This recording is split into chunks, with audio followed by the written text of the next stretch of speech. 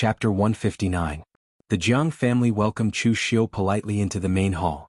Jiang Shiqin cupped his hands at Lu Qingli, who was the first to enter. "Lord Lu, you haven't been here for some time. May I know what brings you here this time?" In the Zhenzhou prefecture, the Jiang family was most familiar with Lu Qingli. Qi City was under Lu Qingli's jurisdiction. Lu Qingli pointed at Chu Xiu behind him and said, "This is the new inspector of the Zhenzhou prefecture, Chu Xiu, official Chu." Jiang Shiqin and the rest of the Jiang family were about to greet Chu Xiu, but they were stunned when they saw Chu Xiu's strength. Clearly, they didn't expect the new inspector to only be in the physical invulnerability realm. However, Jiang Shiqin didn't look too surprised. He only chuckled and said, "So it's official Chu. What a shame.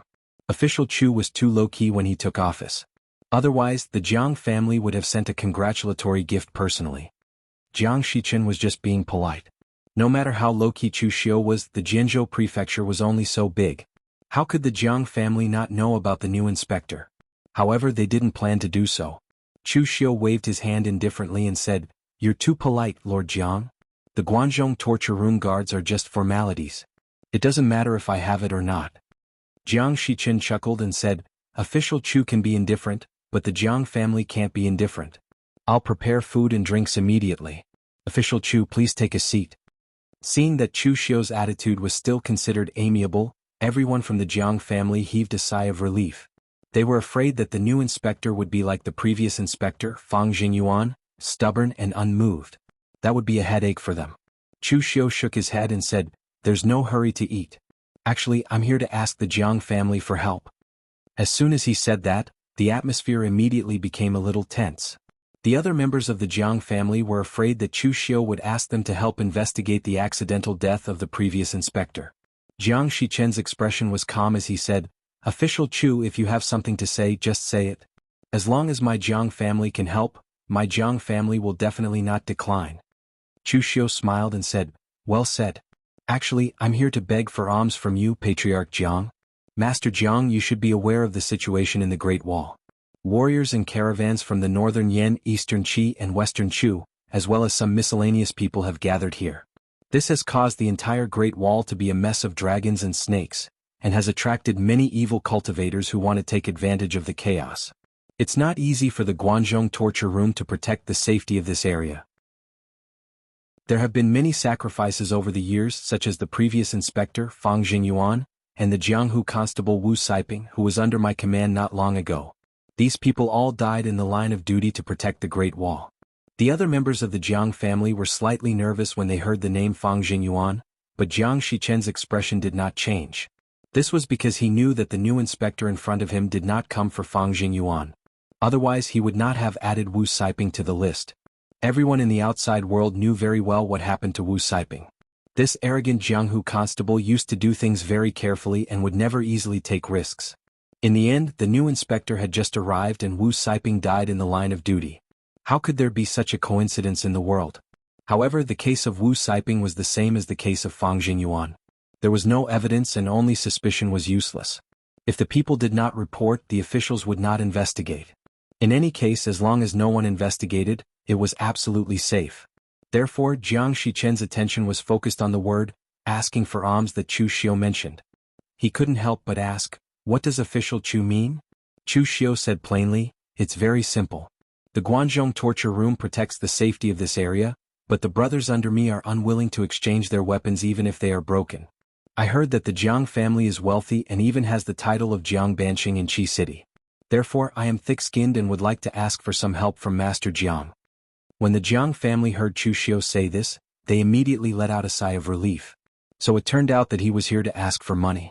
Since that was the case, it was much easier to deal with. In other places, if the local martial arts forces were asked for money by the people of the imperial court, they would naturally be very disgusted and would resist. However, in Guanzhong, 99% of the aristocratic families established themselves in Guanzhong by trading with the people of the other three countries. The Guanzhong torture room controlled their lifeline, so it was very necessary to have a good relationship with the Guanzhong torture room. Not to mention asking for money, the heartwarming jade Buddha that the Jiang family gave to Wei Juduan cost a fifth of the Jiang family's entire fortune. It was a huge loss. Why did the previous patrol Fang Jingyuan die? It wasn't because he was greedy, but because he wasn't greedy. Now that Chu Xiu took the initiative to ask for something from them, it was a good thing. Therefore Jiang Shichen immediately found a servant and whispered a few words in his ear. He turned his head and said to Chu Xiu, "Official Chu, don't worry. The Jiang family has been in Guangzhou for so many years and has been protected by the Guangzhou torture room for so many years. It's time for us to make some contributions to the Guangzhou torture room." After a while, a servant came over with a brocade box. Jiang Shichen placed the brocade box in front of Chu Xiu and said with a smile, "Official Chu, please accept it." Chu Xiu opened the brocade box. There was a row of finger-sized purple gold bars and 2 bottles of elixirs. Jiang Shichen stretched out his hand and said, 200 taels of purple gold, 2 bottles of 5th Revolution elixir raising elixir, 20 elixirs. It's just a small token, please accept it. Chu Xiu looked at the things in the brocade box, picked up a purple gold bar and played with it. He looked at Jiang Shichen and said, "It's really a small token. Patriarch Jiang, do you think that I, Chu Xiu, am a beggar?" Bang! Chu Xiu slapped the brocade box to one side. This sudden outburst shocked everyone. Even Du Guangzhong and the others did not expect that Chu Xiu would fall out with the Jiang family on the spot. The people of the Jiang family showed a trace of anger on their faces. Chu Xiu's action was like a slap to their faces. Jiang Yao, who was hot-tempered, was about to lose his temper but was stopped by Jiang Shichen. The smile on Jiang Shichen's face disappeared. He looked at Chu Xiu and said coldly, "Official Chu, what do you mean by this?" Chu Xiu said coldly, "What do I mean? 200 purple gold bars and 2 bottles of 5th Revolution elixirs are enough to send off a physical invulnerability warrior. But can you send off more than 200 constables and bailiffs of the Jian Province Inspector Hall?"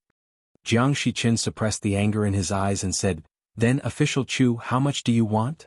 Chu Xiu said indifferently, "Not much. Just 1/10 of the Jiang family's assets." Hearing this, Jiang Shichen was so angry that he laughed and said, "Official Chu, what a big appetite you have. Other people are greedy, but you are more ruthless than an evil dragon. You want 1/10 of the Jiang family's assets just by opening your mouth. What right do you have to say that?" Chu Xiu said indifferently, "Your Jiang family is rich and overbearing. You can even give 1/5 of the Jiang family's assets to the disciplinary officer as a birthday gift. Now, am I not worth 1/10 of the Jiang family's assets?" Everyone in the Jiang family could see that Chu Xiu was simply making trouble out of nothing. The Jiang family took out 1/5 of the Jiang family's assets to give Wei Juduan a birthday gift because they were bold enough to be ruthless enough to get protection. In reality, this was indeed the case. Although the Jiang family was considered a powerful force in the Zhenzhou prefecture, it was very inconspicuous in the entire Guanxi area. However, when Jiang Shichen stood his ground and took out 1/5 of the family's assets to buy a heartwarming jade Buddha statue for Wei Juduan, the Jiang family immediately stood out and became the most outstanding person at the birthday banquet. Wei Juduan was also very satisfied with the Jiang family's gift. When the others saw Wei Juduan's attitude, they knew that Wei Juduan remembered the Jiang family's favor. Therefore they would not provoke the Jiang family for no reason. This also allowed the Jiang family to have a smooth life in the past few years. Of course, there were exceptions. For example, Fang Jingyuan did not care about Wei Juduan's attitude and insisted on making things difficult for them. It was also impossible for the Jiang family to transfer Fang Jingyuan elsewhere. Although Wei Juduan remembered the Jiang family's favor, it did not mean that Wei Juduan would do whatever the Jiang family said. This was because it was only a favor and not a transaction. Wei Juduan would only give it if he wanted to. If Wei Juduan did not want to give it, they could not ask for it. If the Jiang family sent someone to Wei Juduan directly and asked him to transfer Fang Jingyuan away, Wei Juduan would definitely kick the Jiang family out and think that the Jiang family did not know how to appreciate favors. Since when did a small family dare to interfere with the appointment of a patroller? They were simply asking for death. Therefore the Jiang family chose to take the risk and get rid of Fang Jingyuan. As long as they did it discreetly and did not leave any obvious evidence, when the matter was reported to Wei Juduan would stop people from investigating the Jiang family. Otherwise, if a patroller died, according to tradition, there would be a strict investigation. After this series of events, they had already earned back the money they spent on Wei Juduan's birthday gift. This transaction was rather worth it. Looking at Chu Xiu, although he was a patroller, he was just a newcomer. Most importantly, he was only in the physical invulnerability realm. What kind of benefits could a physical invulnerability patroller bring to them? This was something the Jiang family could not think of. Therefore, when Chu Xiu asked for 1/10 of the Jiang family's assets, it could only be described as wishful thinking.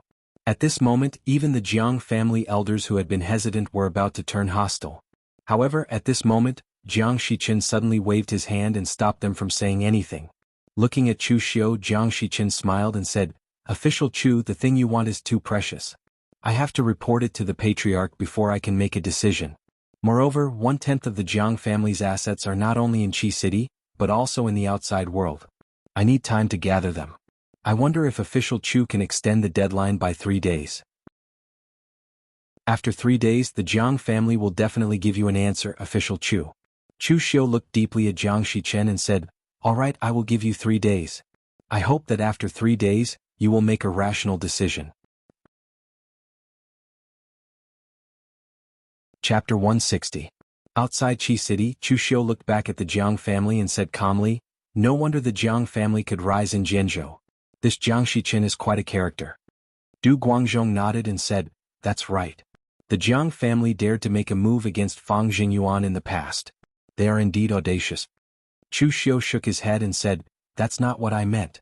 I'm referring to his attitude today. I've already gone too far just now and my strength is still there, but this Jiang Shichen was still able to hold himself back from falling out with me. If it were you, would you be able to do the same?" Du Guangzhong thought about it and shook his head. No. Putting himself in Jiang Shichen's shoes, Chu Xiu's behavior just now was basically looking for trouble. If he were the head of the family, it would be strange if he agreed. Even other small families would not let Chu Xiu bully them like this, let alone someone as powerful as Jiang Shichen, who dared to plot against and kill an inspector. Just because you're an inspector, you can just ask for 1/10 of my family's wealth. Are you the Guangzhong torture room or the 36 northern bandits? Then what should we do in 3 days, sir? Chu Xiu said calmly, "Nothing. I've said it before. I hope the Jiang family will make a rational choice in 3 days. The choice is not mine but theirs." After saying that, Chu Xiu turned around and left with his people. Meanwhile, in the Jiang family, Jiang Yao said with dissatisfaction, "Master, Chu Xiu is so arrogant. Why are you still tolerating it? 1/10 of the family's wealth? How dare he ask for this? He doesn't know what he's talking about." Jiang Shichen said coldly, "Of course I know that Chu Xiu is deliberately extorting the Jiang family. However, the reason why the Jiang family has been able to come this far is because of our cautiousness and decisiveness. When it's time to make a move, you have to be decisive, but you can't act rashly. Think about it, the Guangzhong torture room's inspectors are almost all experts in the three-flower realm. But now, a martial artist in the physical invulnerability realm suddenly appeared. How could he have gotten to this position without any background? The previous inspector, Fang Jingyuan, is rigid and inflexible. He has long been disliked by Lord Wei, and he doesn't have any backing. That's why we dare to make a move. But as for Chu Xiu, let's first investigate his background and see if he has the right to take 1/10 of the Jiang family's assets." After that, Jiang Shichen said to Jiang Yao, "Let's go to the Shang prefecture with me. We need to ask Lord Wei Han about Chu Xiu's background." This time the Jiang family only took out such a small amount to send off Chu Xiu. It wasn't that they looked down on Chu Xiu, but they had already spent a lot of money on an inspector. However, it wasn't Chu Xiu, but Wei Han, the inspector of the Shang prefecture. After Fang Jingyuan's death, Wei Han was the most active. He wanted to take the opportunity to take over the Jianzhou prefecture. The Jiang family was prepared to invest in advance, so they gave Wei Han a big gift. However, who would have thought that Wei Han didn't take over the Jianzhou prefecture in the end? Instead, the higher-ups sent a new inspector, which made the Jiang family's gift go to waste. Of course, it wasn't exactly a free gift. At least Wei Han remembered the Jiang family's kindness. Even if Wei Han didn't take over the Jianzhou prefecture in the end, he still had a certain relationship with the Jiang family. The area of the Shang prefecture was similar to that of the Jianzhou prefecture, but it was much more prosperous. There were more than 20 small cities under its jurisdiction, and the Shangzhou city in the center was also more prosperous than Jianzhou city. Moreover, Wei Hanshan's way of doing things was different from most of the inspectors. Most of the inspectors of the Guangzhong torture hall, even if they had residences outside, would spend most of their time living in the hall of inspectors. Wei Han, on the other hand, was fond of luxury and enjoyment. He had a special mansion in Shangzhou city, and even his office was in his own residence. He would only go to the hall of inspectors if there was a major event.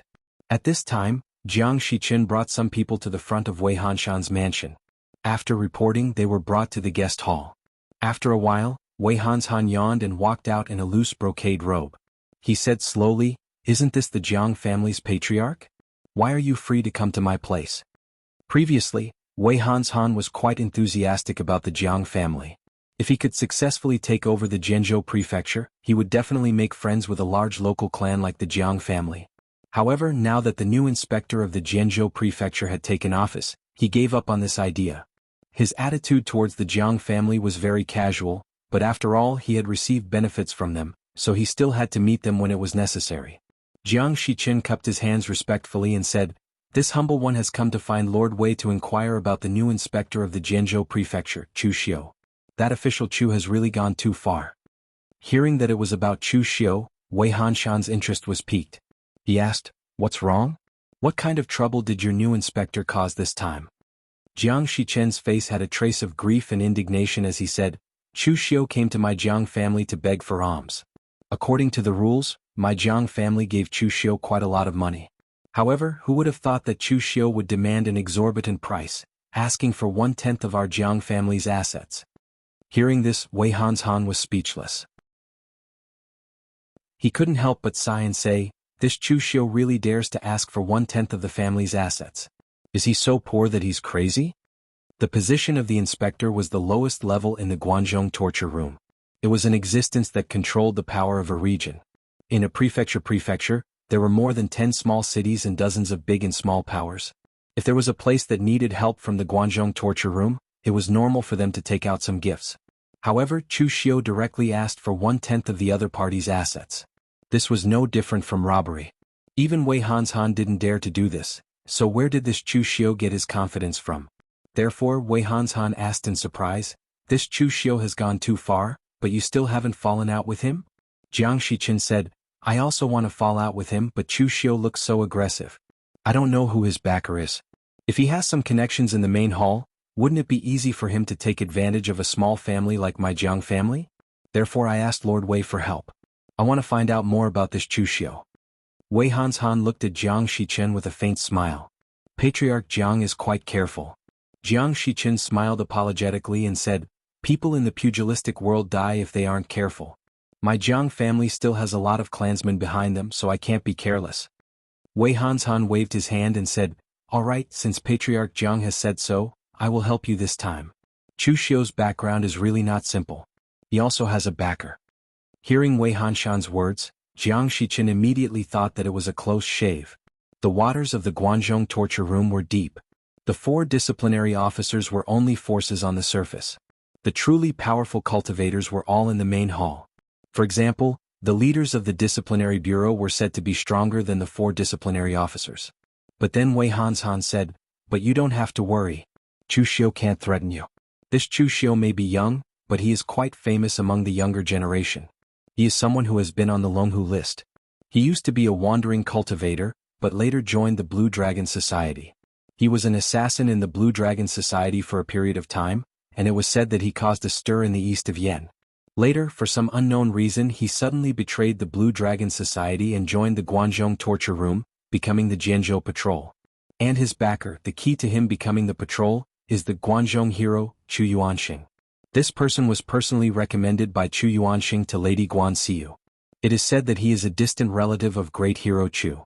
Since Great Hero Chu has spoken, Lady Guanxiu naturally has to give him face.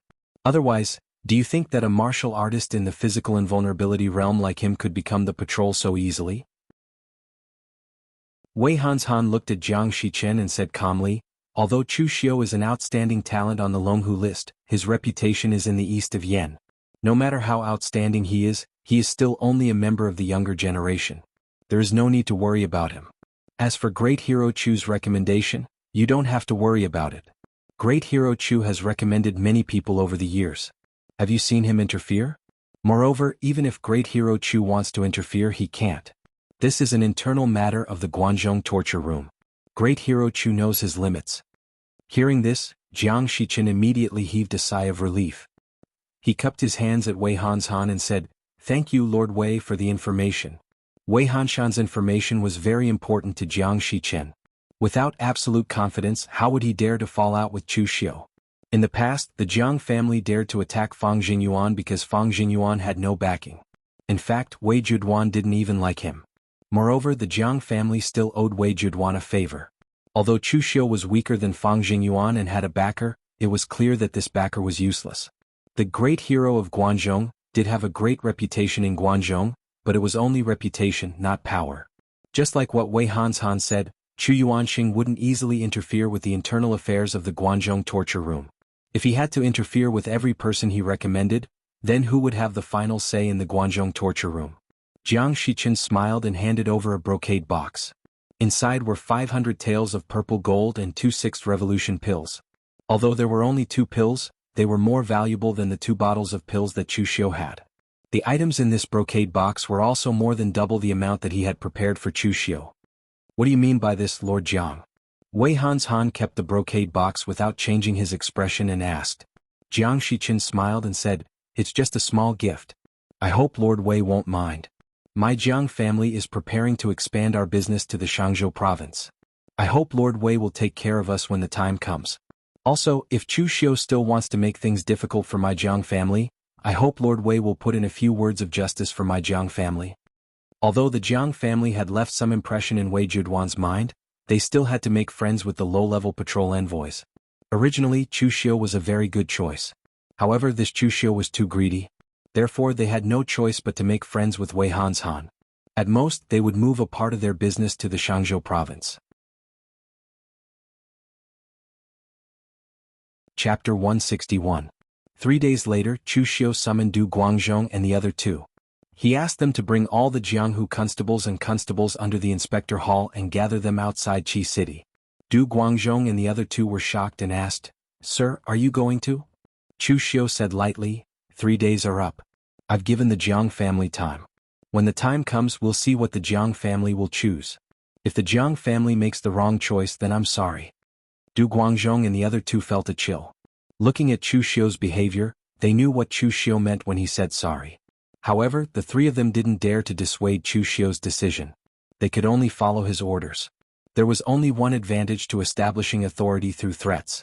It was that in a short period of time, his subordinates wouldn't dare to say a word of nonsense or disobey him. The bodies of Wu Siping and the others had just been buried. They didn't want to follow in Wu Siping's footsteps.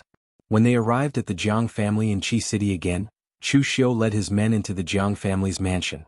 However, this time there wasn't even anyone to greet them. Jiang Shichen and the others didn't even get up when they saw Chu Xiu enter. Chu Xiu didn't mind. He just said indifferently, "Clan leader Jiang, I wonder if you've made up your mind after 3 days?"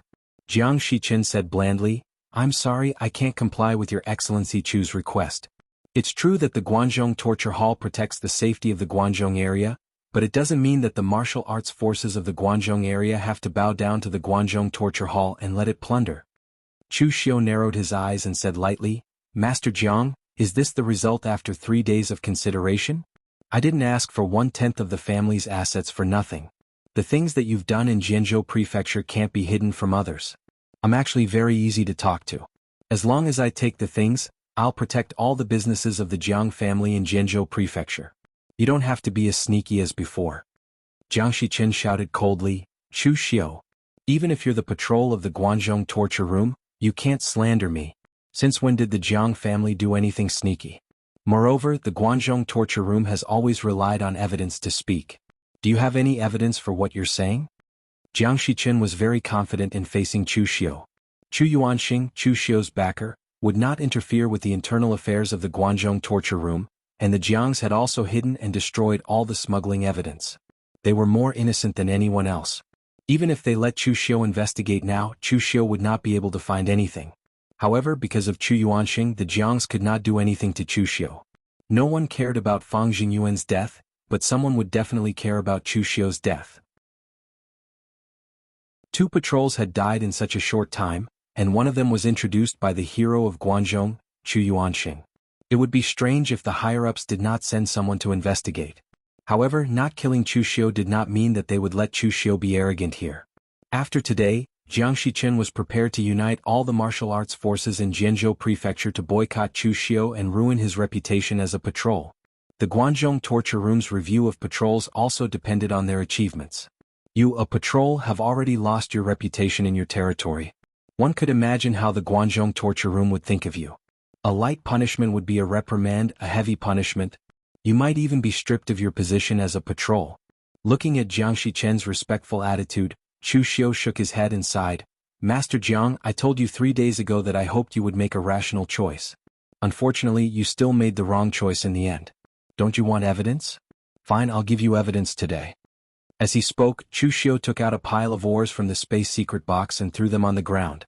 He said coldly, "These are precious ores from northern Yen. They are refined into gold and are prohibited from being smuggled to other countries. Qi City's Jiang family has defied the torture room's rules, smuggled prohibited items, and tarnished the reputation of Guangzhou. They deserve death." Everyone from the Jiang family was stunned, including Du Guangzhou. They didn't expect that Chu Xiu was blatantly framing them. The hot-tempered Jiang Yao stood out and pointed at Chu Xiu, shouting, "Chu Xiu, are you treating the Jiang family as idiots or the Guangzhou torture room as idiots? Just you wait, this isn't over yet.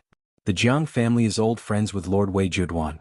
After today, the Jiang family will definitely complain about you to Lord Wei Juduan. Letting someone like you be the patrol of the Guangzhou torture room is simply reckless." A disdainful sneer was suddenly heard. However, before anyone could react, Chu Xiu's hand was already on his red sleeve blade when the sneer was heard. The blade ray condensed from the blood-refined spirit gang was unsheathed.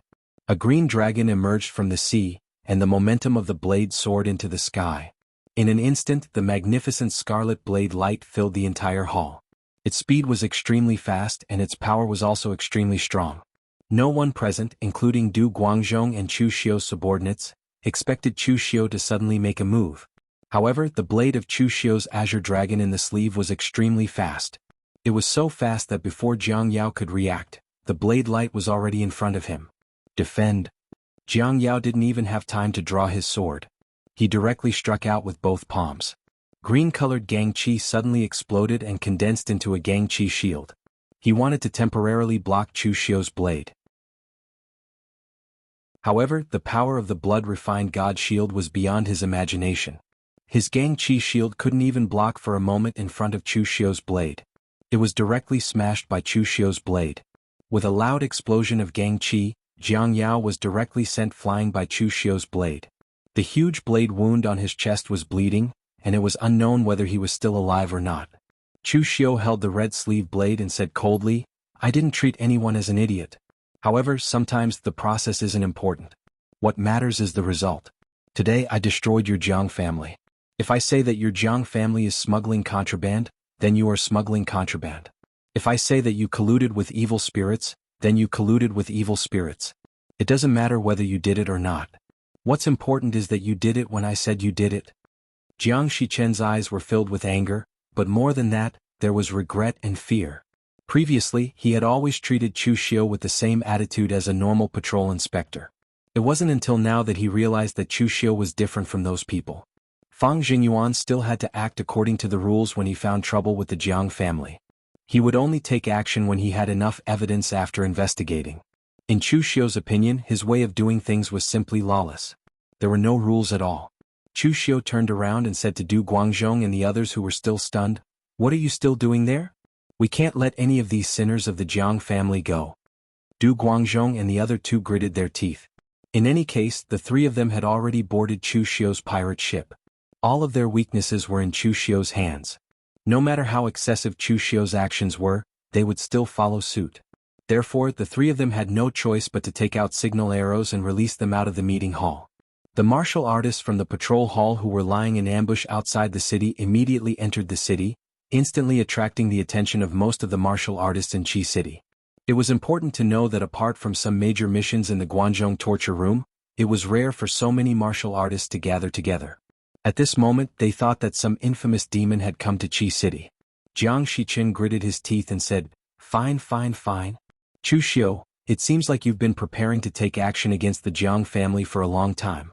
Very well, the Jiang family will accompany you to the end." As soon as he finished speaking, Jiang Shichen prepared to gather all the martial artists of the Jiang family to resist Chu Xiu. They could not just sit and wait for death.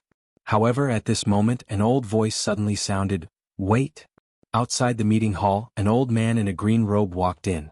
His hair and beard were all white and his face was full of wrinkles. His aura was very vague, but it revealed a smell of decay. Elder Ancestor. Why are you out? Jiang Shiqin and the others hurried to help the Elder Ancestor up but were blocked by the Elder Ancestor. There's no need.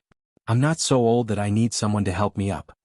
The Elder Ancestor looked deeply into Chu Xiu's eyes and said, Official Chu is young and promising, and his methods are shocking. This time the Jiang family has made an error in judgment. The Jiang family is willing to hand over 1/10 of our family's assets to Official Chu. From now on, the Jiang family is willing to follow Official Chu's lead. Elder Ancestor. Jiang Shiqin hurriedly shouted. The other Jiang family members also looked at the Elder Ancestor with puzzled and doubtful eyes. They all thought that the Elder Ancestor had come out because he saw the family was in danger, so he had come out to fight one last time. However, they never expected that the first thing the Elder Ancestor would do was admit defeat to Chu Xiu. The Elder Ancestor glanced at Jiang Shiqin and sighed, Fool. In the past, you were the calmest among the younger generation of the Jiang family, so I appointed you to lead the Jiang family. However, I didn't expect you to be so foolish this time. Don't forget where this is. This is Guanzhong. The Guanzhong that belongs to the Guanzhong torture room. If Official Chu wants to deal with the Jiang family, even if this reason is a little more ridiculous, the Jiang family will still be at a disadvantage if it is reported to the higher-ups. This is because the Guanzhong torture room will not go wrong. Chu Xiu looked at the Jiang clan's patriarch with a faint smile. Although this old man was old, he wasn't muddle-headed. He could see very clearly. However, Jiang Shiqin still argued, Lord Guanxiu is impartial and impartial. If things get out of hand, Lord Guanxiu will not stand by and do nothing. The Elder Ancestor shook his head and sighed. You still don't understand. No matter how impartial and impartial he is, Lord Guan still cares about the benefits of the Guanzhong torture room. If the Jiang family tells the outside world that the inspector of the Guanzhong torture room took things by force and is comparable to bandits, this is the truth. However, it will ultimately damage the image of the entire Guanzhong torture room. This is something that the Guanzhong torture room will never allow. Therefore, if things get out of hand, although Official Chu will be punished for breaking the rules, the Jiang family will also be accused of these unreliable crimes and killed. In Guanzhong, the Guanzhong torture room will not make mistakes. The ones who are wrong are us. Once things get out of hand, both sides will suffer.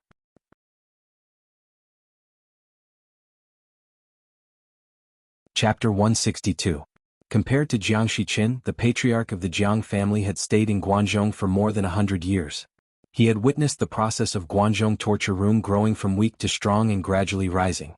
He naturally knew more about Guanzhong torture room than Jiang Shiqin. Guanzhong torture room would not allow others to affect their image.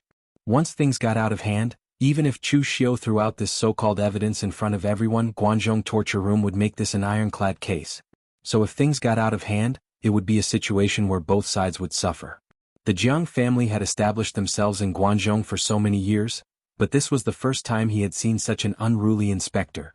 However, even if Chu Xiu did not follow the rules, his status in Guanzhong torture room was not something the Jiang family could compare to. Also, he was not like Fang Jingyuan who had no backing. They could deal with him in secret. Now that Chu Xiu had put on such a show, the patriarch of the Jiang family could not think of any other way other than to admit defeat and seek revenge in the future. Chu Xiu looked at the Jiang clan's patriarch and sighed. He shook his head and said, Your Jiang clan does have someone who understands. Unfortunately, I gave your Jiang clan a chance, but you didn't cherish it. The patriarch of the Jiang family's expression changed slightly. Official Chu, what do you mean? Could it be that you want both sides to suffer heavy losses? You have gone too far. If this goes to the higher-ups, you will lose your position as inspector. The Jiang family has no deep grudge with you. Is this worth it? Chu Xiu said coolly, Why do we have to go to the higher-ups? If we destroy the entire Jiang family, would anyone still go and make a fuss? I have said that I gave you a chance, but you did not cherish it. Old Master Jiang, you have been in the Jianghu for a long time. You should know that when it comes to doing something, either you do it or you do it to the extreme. Today your Jiang family was forced to lower their heads and hand over 1/10 of their assets. You must be very dissatisfied, right?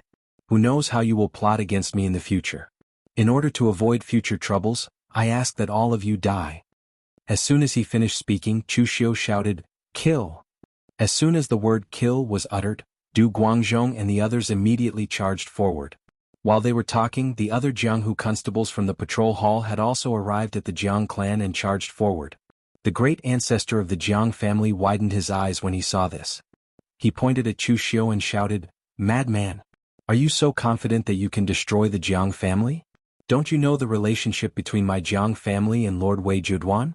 Have you considered the consequences of destroying my Jiang family?" Chu Xiu held the red sleeve knife in his hand as he walked step by step towards the Jiang clan patriarch. He said indifferently, "After talking for so long, your Jiang clan's confidence still comes from Lord Wei Juduan. Unfortunately, Lord Wei is not here now. Strength that is not your own will never be your own. Your Jiang clan's confidence is very weak." As soon as he finished speaking, the red sleeve knife in Chu Xiu's hand suddenly slashed forward. The crimson saber was more than 10 feet long, and a ferocious killing intent filled the air. The atmosphere in the entire meeting hall suddenly turned cold. The great ancestor of the Jiang clan's eyes suddenly shone with a sharp light. He shouted, "When the family is in danger, no one should hold back. Whether the Jiang clan can survive this crisis depends on today." The great ancestor of the Jiang clan was indeed a little timid before. He still chose to admit defeat when Chu Xiu had forced him to such an extent. But in fact, the great ancestor of the Jiang clan was just thinking of the big picture. He didn't want to fight with Chu Xiu until both sides suffered losses. Now that Chu Xiu had decided to go all out, the Jiang clan also had the courage to fight to the death. Although the great ancestor of the Jiang clan was old and his qi and blood were declining, he was not someone who could be killed by a junior in the physical invulnerability realm. Facing Chu Xiu's saber, the great ancestor of the Jiang clan formed a fist print with one hand and slammed it down. His seemingly declining body actually bloomed with a dazzling sharpness. White gang qi suddenly erupted, and the fist print fell like thousands of flowers blooming, one layer on top of the other. Bursts of gang qi explosions rang out, directly blasting Chu Xiu away. The realm of 3 flowers at one's prominence was to condense one's essence, qi and spirit to their peak state, converging them into one. It was like stepping into another world. As long as one could step into the realm of 3 flowers at one's prominence at a young age, they could even slow down their own aging. Among the 5 levels of qi-controlling realm, the inner and physical invulnerability realms were different worlds. The 3 flowers and 5 qis were another world, and the final realm of oneness of heaven and man was the peak of qi-controlling realm. In the past, Chu Xiu could easily kill a physical invulnerability realm with internal invulnerability. But now, it was extremely difficult for him to kill an expert who had condensed the 3 flowers at the crown as a physical invulnerability realm, even if the person in front of him was actually old. The great ancestor of the Jiang clan said coldly, "I may be old, but I can still swing my fists." "Is that so? I wonder how many more fists you can swing now, old Master Jiang?" A glimmer of sharpness appeared in Chu Xiu's eyes. He sheathed his saber and punched. His hand formed a seal, and the great Vajra wheel print suddenly fell. Golden gang qi bloomed, suppressing evil and slaying demons.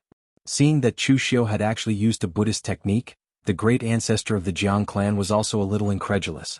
This Chu Xiu was vicious and ruthless, and he did not leave any room for maneuvers. How could such a person use a Buddhist technique? What a joke. However, at this moment, the great ancestor of the Jiang clan could not be bothered to think about this. His old body once again exploded with extremely powerful gang qi waves. As his punches landed, gang qi bloomed like 100 flowers, stacking layer upon layer and exploding with astonishing might. The ingenuity of this fist technique was that it could explode one level of true qi twice or even more to the point of exploding. Spirit and qi as one, gang qi fluttered and agitated. At this moment, the great ancestor of the Jiang clan seemed to have recovered to his peak, and his attacks were extremely powerful. Even though Chu Xiu's great Vajra wheel print was extremely powerful, he could only be sent flying with a single punch, and even his internal organs were slightly shaken.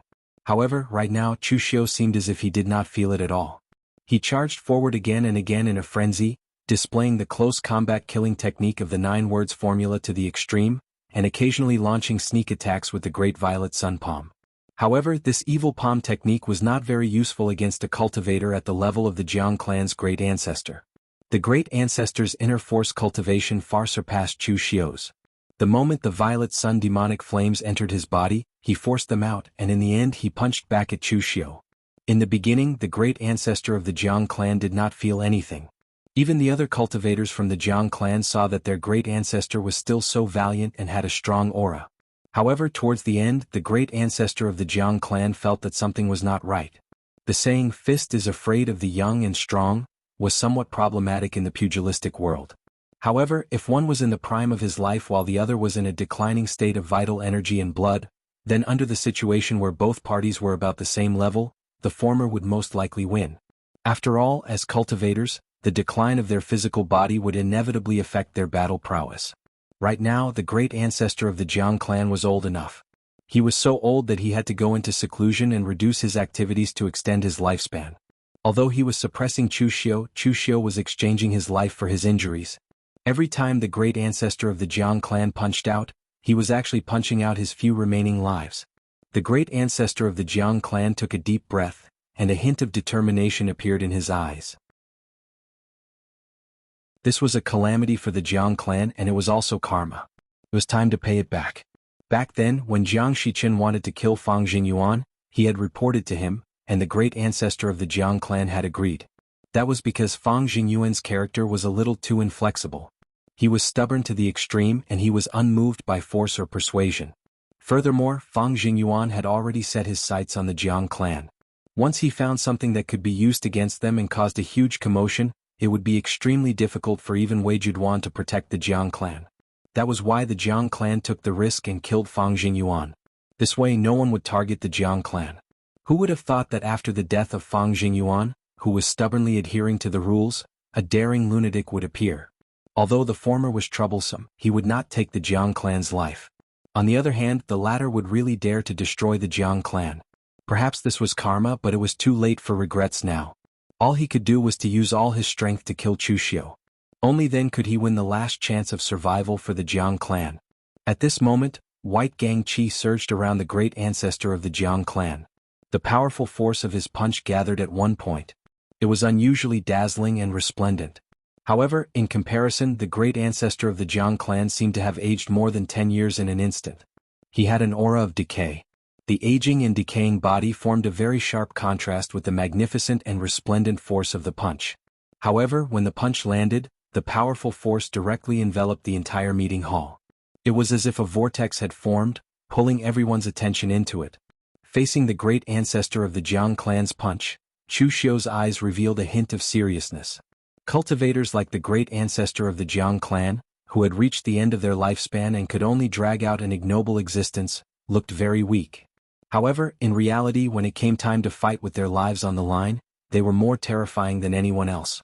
This was because existences like the great ancestor of the Jiang clan already knew that their lifespan was coming to an end and that they would definitely die. Therefore, in this final battle, they were able to disregard life and death and sublimate themselves to the extreme, erupting with their strongest power. The brilliant and magnificent punch was burning the life of the great ancestor of the Jiang clan. It was extremely powerful and blocked all the space around Chu Xiu's body to dodge, forcing him to take it head-on. Clenching the red sleeve blade in his hand, Chu Xiu's aura became extremely terrifying at this moment. It was as if he was a devil coming out of hell. Evil black gas with endless hatred lingered on Chu Xiu's blade. In Chu Xiu's eyes. When the blade slashed out, it was as if the gates of hell had opened.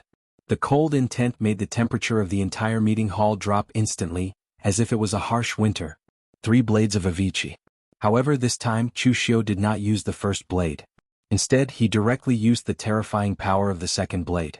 The pitch-black blade light seemed to be on the verge of shattering under the dazzling fist force, but in the end, the terrifying demonic blade suddenly erupted with a shocking power of blood. With a loud bang, the fist force dissipated.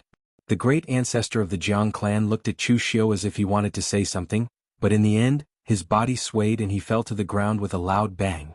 Great ancestor! Behind him, Jiang Shiqin and the others cried out at the same time, their eyes filled with grief.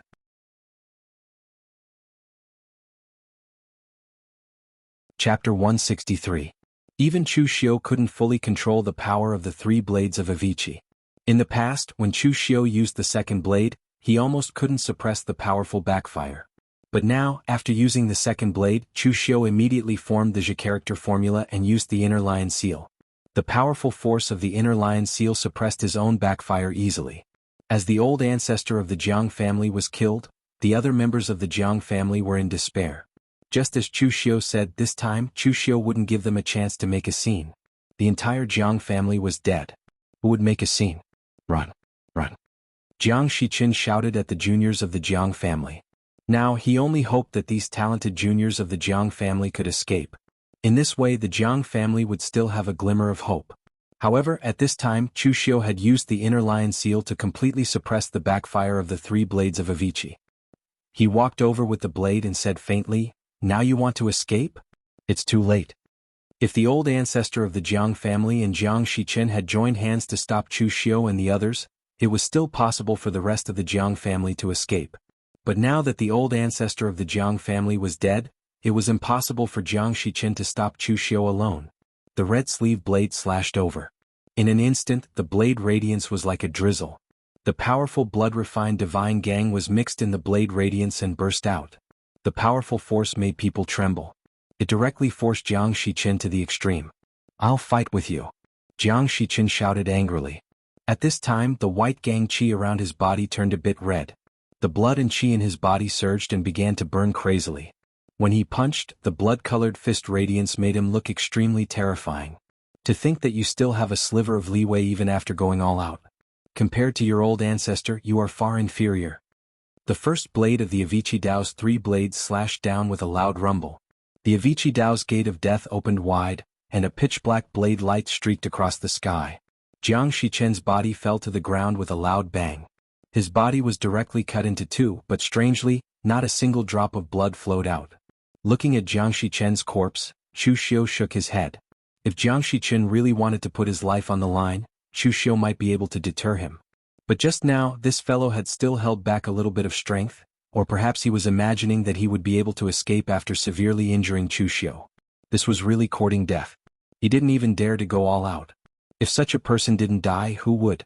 With the death of the old ancestor of the Jiang family and Jiang Shiqin, the other martial artists of the Jiang family were really not qualified to compete with the martial artists of the Guanzhong torture room. The martial artists who came from the Guanzhong torture room, whether they were trained by themselves or joined halfway like Chu Xiu, were at least a level higher than the martial artists of the Jianghu at the same level. For example, although there were a few physical invulnerability experts among the elders of the Jiang family, they were completely no match for Du Guangzhong and the others.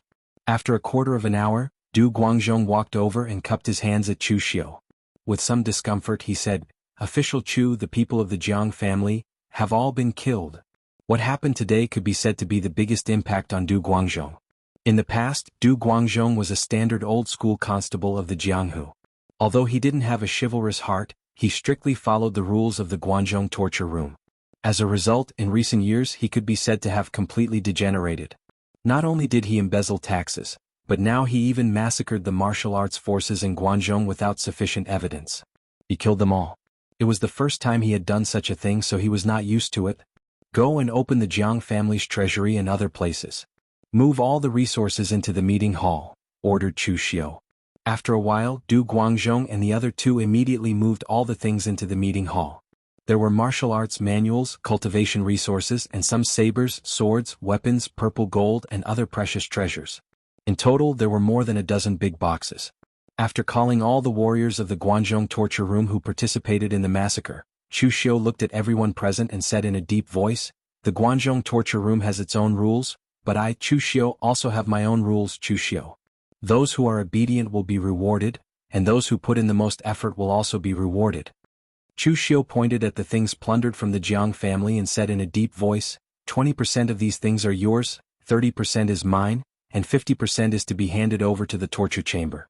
How much you can take doesn't depend on me, but on whether you have the ability to do it. As soon as these words were said, the constables of the patrol hall all showed surprise and excitement in their eyes. It wasn't that they hadn't seen good things before, but the Guanzhong torture room would never distribute things so simply and crudely like Chu Xiu. For example, the taxes of the Guanzhong torture room were collected from the bottom, and then distributed to the lower levels according to the number of people. The amount given depended entirely on the internal decision of the torture chamber. But now Chu Xiu placed all the benefits in front of them. How much they could take didn't depend on others, but only on their own ability. In this way, the things they could get were simply unimaginable for ordinary missions.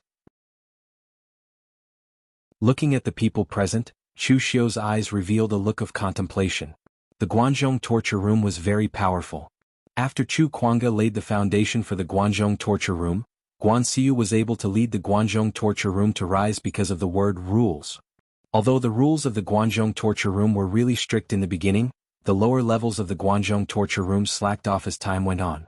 Even if Guan Xiu was really impartial, he couldn't control people's hearts. The resources that the Jianghu constables at the bottom could obtain were too little. In the beginning they could still maintain some spirit, but in the end, the purpose of those Jianghu constables joining the Guanzhong torture hall had changed from being outstanding to idling around. When most of the constables felt that they had no hope of being promoted, they would usually slack off and start idling around. Anyway, as long as they didn't make any mistakes, they would always be members of the Guanzhong torture room, and they could also receive a decent salary on time. Although there wouldn't be any major problems in this way, it would make everything gloomy. Looking at the people present, Chu Xiu said in a low voice, "The land of Guanzhong has its current peace and order because of the Guanzhong torture room. All the credit for this is the foundation that the predecessors of the Guanzhong torture room laid down. However, some of the martial arts forces in the land of Guanzhong think that they are the masters of this place. They disregard the law and discipline and don't take the Guanzhong torture room seriously. I don't care how the previous patrol inspector did things, and I don't care how the disciplinary officer does things. But in my Chu Xiu's territory, no matter if it's a sect or an aristocratic family, all of you must learn one word: reverence. Don't be afraid of making a big deal out of this. Even if you do, I will still support you." The constables present all had a strange look in their eyes. They said in a low voice, "Yes, sir." For the constables in the Jian Province Inspector Hall, they had been sulking for a long time. Before Fang Jingyuan, all the inspectors in the Jian Province Inspector Hall were mediocre people. All they wanted was stability. As long as they didn't cause any big trouble, they would basically give in to the sects and aristocratic families under them.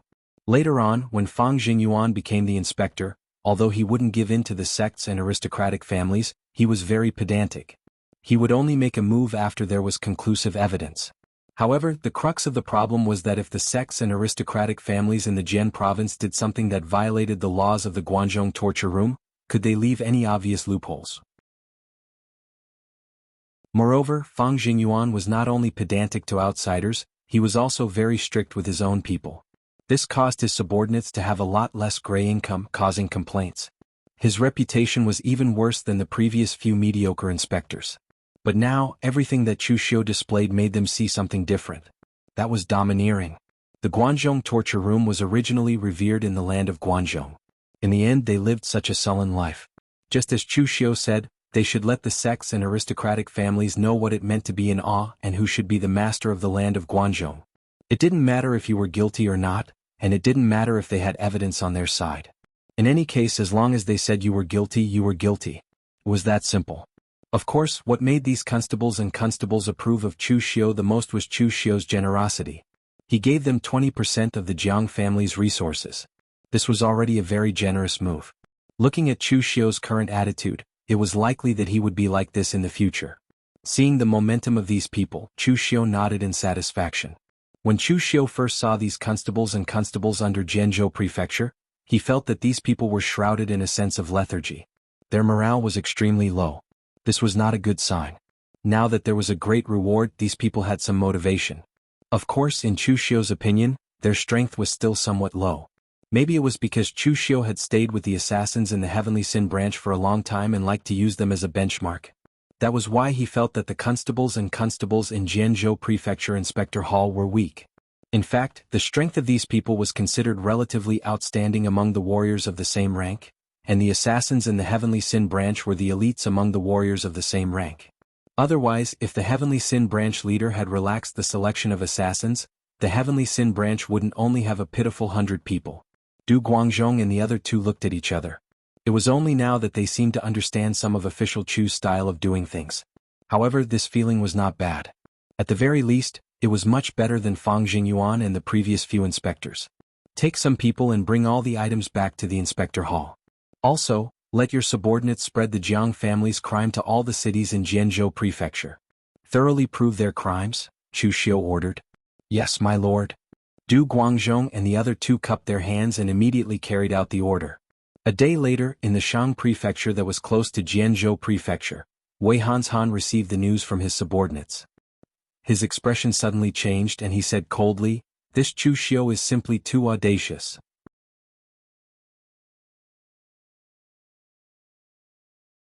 Chapter 164. Wei Hanshan did not have a close relationship with the Jiang family. After knowing that the Jiang family was destroyed by Chu Xiu, Wei Hanshan was so angry because Chu Xiu had affected his interests. The Jiang family had promised to transfer a part of their business to the Shangzhou prefecture, so that he could also get a part of the filial piety. But now that the Jiang family was destroyed by Chu Xiu, who could he ask for his part of the filial piety? Moreover, Chu Xiu's way of doing things was simply breaking the rules. It was normal for some sects or aristocratic families in Guangzhou to secretly do some illegal but highly profitable business such as smuggling. As long as they did not cause too much trouble, basically no one would care. But at the same time, these sects and aristocratic families would also give some filial piety to their superiors to let them go or pretend that they did not see what they had done. These were some of the unspoken rules that the Guangzhou torture room had in secret. But now, Chu Xiu's domineering behavior had broken these unspoken rules. Although Chu Xiu was doing this in his own territory, he was representing the Guangzhou torture room. His actions did not only implicate him. What nonsense! Wei Hanshan snorted coldly. He immediately called for people to change into the clothes of the Guangzhou torture room and go to the Jianzhou prefecture. These secret unspoken rules were not set by the Guangzhou torture room, but they were the benefits that the inspectors obtained after compromising with the local martial arts forces. It was unknown whether the entire Guangzhou torture room was like this, but it was what they did in Guanxi. Now that Chu Xiu, a newcomer who did not know anything, broke these unspoken rules, it was hard to guarantee that Wei Hanshan and the other inspectors would not be treated as enemies by the sects in the martial arts world. When that happened, it would be difficult to collect the money.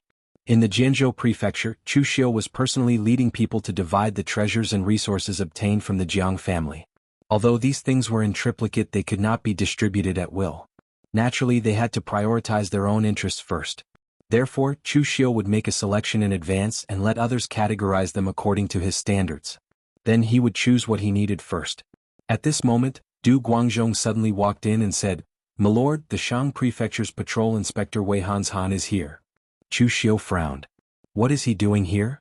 Chu Xiu hadn't forgotten Wei Hanshan's attitude towards him when they were at the Guanxi Torture Hall's branch. It wasn't friendly at all. Du Guangzhong smiled bitterly and said, "Sir Wei's mood seems to be somewhat bad, so this subordinate did not dare to ask too much." "Then let's go meet him," Chu Xiu said lightly. With Wei Hanshan's sudden visit, Chu Xiu could roughly guess the other party's intentions. Apart from him destroying the Jiang clan, what else could attract the other party's attention? When Chu Xiu arrived at the meeting hall, Wei Hanshan was already sitting there waiting with a gloomy expression. When he saw Chu Xiu walk in, Wei Hanshan immediately snorted coldly and said, "Chu Xiu, how dare you? You've only taken over as patrol inspector for a few days, yet you've already caused such a huge commotion. You actually dared to destroy the Jiang clan, a family with such a long history, without any evidence. Do you still have any respect for the Guangzhou torture room's rules?" Chu Xiu sat down calmly and took a sip of tea. Then he raised two fingers and said lightly, "First, I have evidence to destroy the Jiang clan. I, Chu Xiu, have always done things with reason and evidence. Why would I take action without evidence? Second." Chu Xiu raised his head and revealed a trace of coldness in his eyes. He said, "Who do you think you are? Do you have the right to control whether I'm bold or not? Don't forget that you and I are both inspectors. You can't control me if you want to meddle in other people's business." When he heard Chu Xiu's words, Wei Hanshan's expression immediately became extremely gloomy. Indeed, he and Chu Xiu were both inspectors. However, Chu Xiu was only a physical invulnerability expert, while he was already an expert who had condensed the 3 flowers above the crown. Wei Hanshan laughed coldly at the other party's provocation and said, "Who do I think I am? Fine. Today I'll show you who I really am. Don't think that just because you joined the Guangzhou torture room and became an inspector, you can be on equal footing with us inspectors of Guanxi. Whether it's inside the Guangzhou torture room or outside the Guangzhou torture room, it all depends on strength." As soon as he finished speaking, a long, narrow, and slender silver-white long saber appeared in Wei Hanshan's hand. A dense chill lingered on the edge of the saber. When the saber slashed out, the icy cold gang qi was like a silver waterfall, slashing toward Chu Xiu. Chu Xiu moved later but arrived first.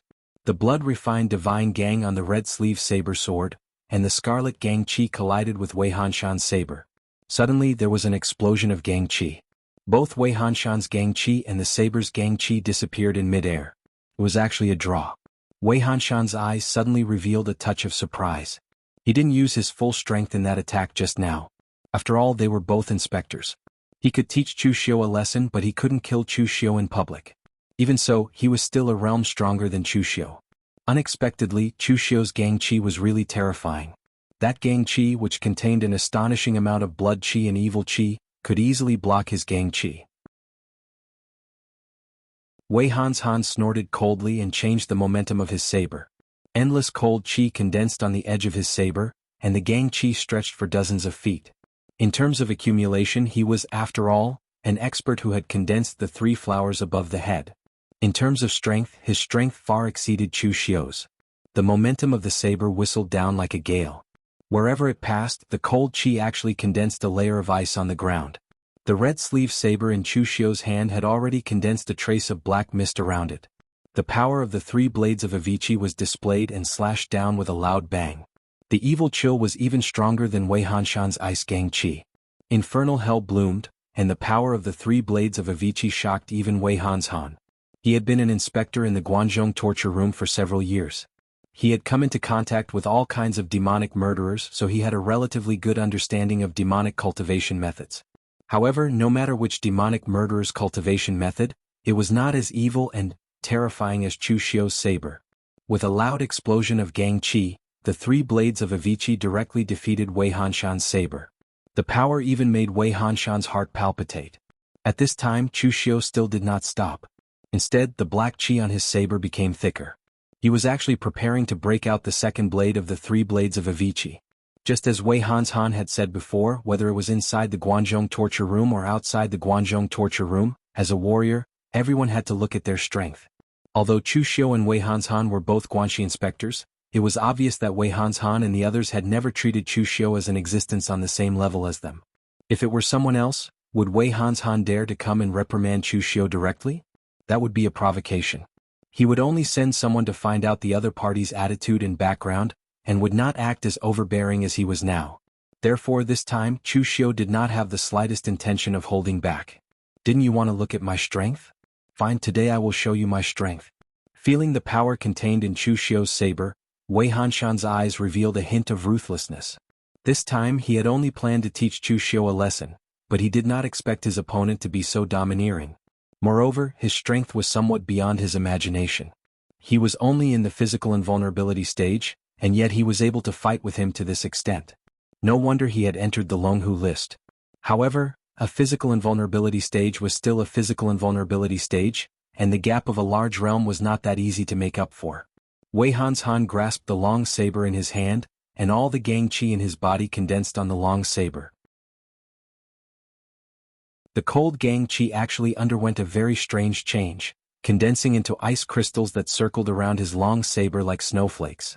In the past, Wei Hanshan had once traveled to the far north snow mountain to observe the scene of an avalanche and comprehend the true meaning of martial arts. He had also once sparred with the warriors of the far north snow mountain, and finally created this move, Parting Ice Slash, as his trump card. Unless he was facing an extremely difficult opponent, Wei Hanshan would not use this move easily. The impact of condensing the ice true chi was like an avalanche. It was indeed powerful, but the backlash was also great, so he would not use it often. But now that he was facing Chu Xiu, he was already forced to this extent by a physical invulnerability stage martial artist. If he did not use his trump card, he might really be at a disadvantage in the hands of Chu Xiu. Just as the two were about to explode with their strongest attacks, a figure rushed in front of them. His gang chi dissipated like a cool breeze, diluting the heavy atmosphere between the two. The person who suddenly appeared was the Lin State Prefecture's inspector, Jiang Taoran, who was also one of the inspectors who worked closely with Chu Xiu. At this moment, Jiang Taoran cupped his hands in greeting and said with a smile, "Both of you, we are all colleagues, so why must we fight? The Guanzhong torture room is internal strife, and the spectators are outsiders, so please calm down first." Seeing Jiang Taoran's appearance, Chu Xiu and Wei Hanshan knew that they would not be able to fight this time, so they snorted coldly and put away their weapons. But when Chu Xiu looked at Jiang Taoran's smiling face, his eyes revealed a hint of deep meaning. This person was also not easy to deal with. Lin State City, the center of the Lin State Prefecture, was not far from Zhenzhou City, so he should have arrived long ago. But in the end he did not appear earlier or later, but waited until the crucial moment of his battle with Wei Hanshan to act as a peacemaker. Clearly he had his own intentions. If Chu Xiu did not show his strength, then Jiang Taoran would probably have to wait until he was seriously injured before he stepped in to be the peacemaker. He would not let the matter get out of hand, and at the same time, he would gain his gratitude. Wei Hanshan looked at Chu Xiu and said coldly, "Chu Xiu, you have run amok and broken the rules of the Guanzhong torture room. This matter is not over. I will report this matter to Lord Wei and let him handle it. If we continue to let someone like you be the inspector, the reputation of the Guanxi torture room branch will be ruined by you." After saying that, Wei Hanshan snorted coldly and turned to leave.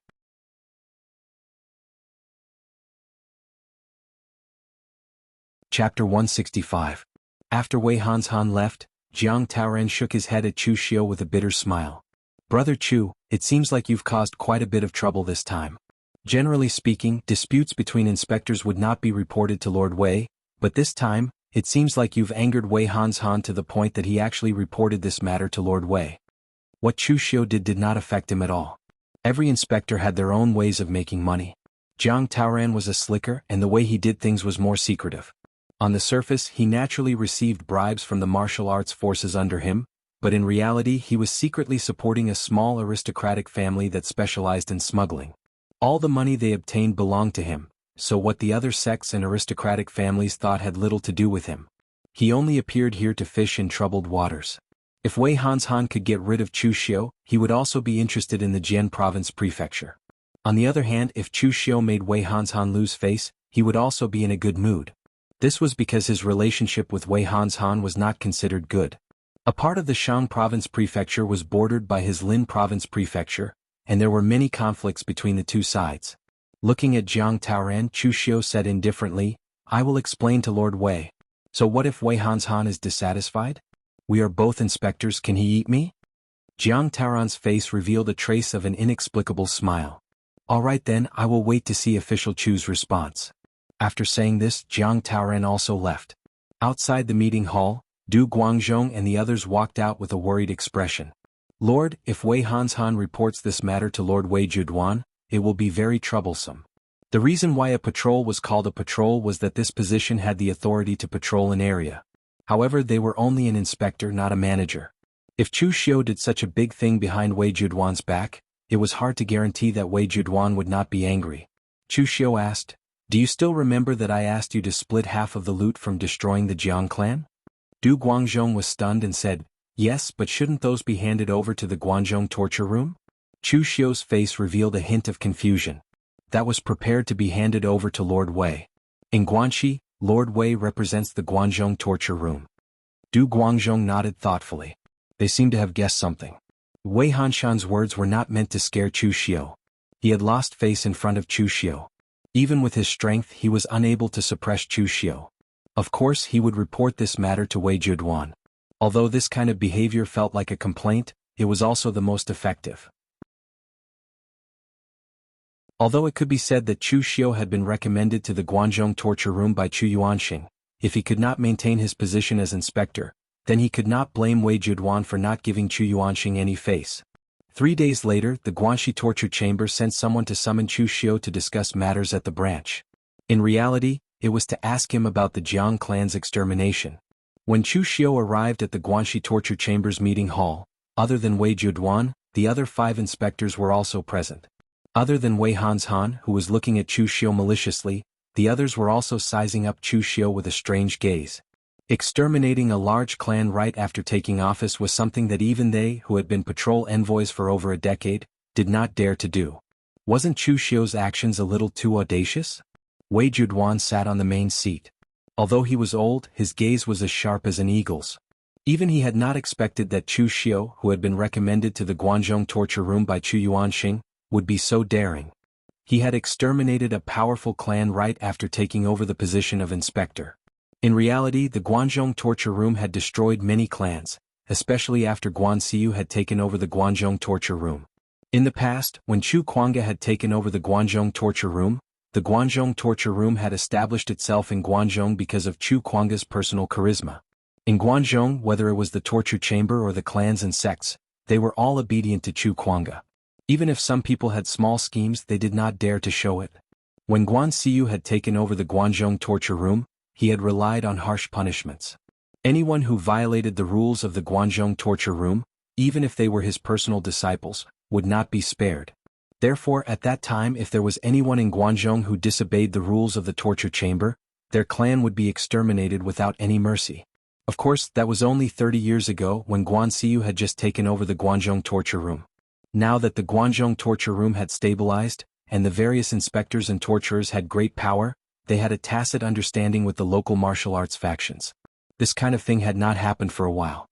What truly infuriated Wei Juduan that Chu Xiu had done such a thing was that the Jiang family had some connection to him. During his birthday, the Jiang clan had gifted him a precious heart-warming jade Buddha statue. Wei Juduan still remembered this. In the end, only a short time had passed, and the Jiang family had been destroyed by his own subordinates. This was a slap to his face. How would the people of Guanxi look at him now? Looking straight at Chu Xiu, Wei Juduan said coldly, "Chu Xiu, I need an explanation for this. The Guanzhong torture room is not a place where you can do whatever you want." In an instant, a solemn pressure attacked Chu Xiu, almost making it difficult for him to breathe. In fact, in terms of strength, the old Wei Juduan was naturally no match for the Heavenly Sin Branch leader, but in terms of power, the Heavenly Sin Branch leader was far inferior to Wei Juduan. The Heavenly Sin Branch leader had been a lone assassin in the Blue Dragon Society headquarters. Later on, he had been in charge of the Heavenly Sin Branch leader, but he had only had 100 or so subordinates, not even as many as Chu Xiu's subordinates. Meanwhile, Wei Juduan had been in charge of Guanxi for decades, and he was even more experienced than Hall Master Guan Xiu. There were thousands of constables and bailiffs under him, and they were all elites of the martial arts world. With this kind of power, Wei Juduan, who had been in a high position for many years, naturally had an aura that was even stronger than the Heavenly Sin Branch leaders. Under Wei Juduan's pressure, Chu Xiu stood up and cupped his hands. "My lord, the Jiang family smuggled contraband and disregarded the laws of the Guanzhong torture room. Their crimes are punishable by death. I have done everything according to the rules." Before Wei Juduan could speak, Wei Hanshan sneered. "Rules? Are your so-called evidence the rules? Chu Xiu, do you take us for idiots?" Chu Xiu said indifferently, "Let's not talk about whether or not I take you for an idiot. My lord Wei is asking questions here, so what right do you have to speak? Or do you think that your status is high enough to compare to my lord Wei's?" Wei Hanshan choked on Chu Xiu's words. Feeling Wei Juduan's gaze on him, he could only angrily snort and say no more. Chu Xiu cupped his hands at Wei Juduan. "My lord, there is a reason for destroying the Jiang family. However, the reason involves a few secrets. I would like to report it to you alone." Hearing this, Wei Hanshan immediately frowned. Without him in front of him, who knew what kind of sophistry this Chu Xiu would spout? However, Wei Juduan was already very dissatisfied with his interruption, so Wei Hanshan didn't dare say anything else. Looking deeply at Chu Xiu, Wei Juduan said indifferently, "Come in with me." Coming to a study, Wei Juduan said coldly, "Speak, but let me remind you, think carefully before you speak. Don't think that I am senile. The Guanzhong lands are not in my grasp. I know exactly what you did in the Jiang family." Chu Xiu cupped his hands and said, "My lord, I do not have evidence to destroy the Jiang family. I also know some of the secret rules of the Guanzhong torture room. In destroying the Jiang family this time, I have already plundered all the wealth and resources of the Jiang family. I will offer half of it to my lord." Wei Juduan froze at these words. He had guessed that Chu Xiu would have a glib tongue to defend himself, but he had not guessed that Chu Xiu would say something like this. Wei Juduan narrowed his eyes and said, "Are you bribing me? I did not think that the person that great hero Chu recommended into the Guanzhong torture room would be this kind of person." Chu Xiu said in a low voice, "Although I was recommended into the Guanzhong torture room by great hero Chu, I am not the kind of person who cannot recognize reality. The previous patrol inspector Fang Jingyuan is a good example. I can be upright and outspoken, I can also be impartial, but the prerequisite is that I have sufficient strength. My strength is insufficient, so this method does not suit me." Wei Juduan sized up Chu Xiu. In truth, he was somewhat surprised. He had thought that for Chu Xiu to be recommended into the Guanzhong torture room by Chu Yuanxing, he would definitely be someone like Fang Jingyuan.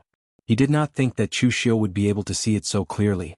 However, Wei Juduan still said coldly, "If you want to use half of the Jiang family's assets to fool this matter, I'm afraid you are thinking too simply. I might as well be frank with you. The Jiang family is very tactful and I am very satisfied. But in the end, you destroyed the Jiang family without my permission. Have you ever taken me seriously? If I do not punish you this time, how will the martial arts forces in Guanxi see me? The Guanzhong torture room has rules. The rules are like this in the open and the rules are like this in the dark." Chu Xiu laughed coldly in his heart. His immediate superior's appetite was really big. Even half of the Jiang family's assets could not satisfy his appetite. However, the current Wei Juduan was in line with Chu Xiu's previous conjecture. This old torturer had probably completely abandoned his duty as the torturer of the Guanzhong torture room and only cared about his own interests. However, this was a good thing for Chu Xiu. If Wei Juduan was really fair, strict, and outspoken, Chu Xiu would not have dared to do things so ruthlessly. Chu Xiu bowed to Wei Juduan and said with a solemn expression, "Sir Wei, rules are rules. This time, I attacked the Jiang family not only because they were disrespectful to me, but also because the Jiang family has been secretly tarnishing your reputation, Sir Wei. The Jiang family gifted Lord Wei a heart-calming and warm jade Buddha, but in the end the Jiang family secretly used this to intimidate others and committed outrages in Jianzhou Prefecture, all using Lord Wei's name. The Jiang family even said in secret that since the money has been spent, of course they have to maximize your remaining value, Sir Wei."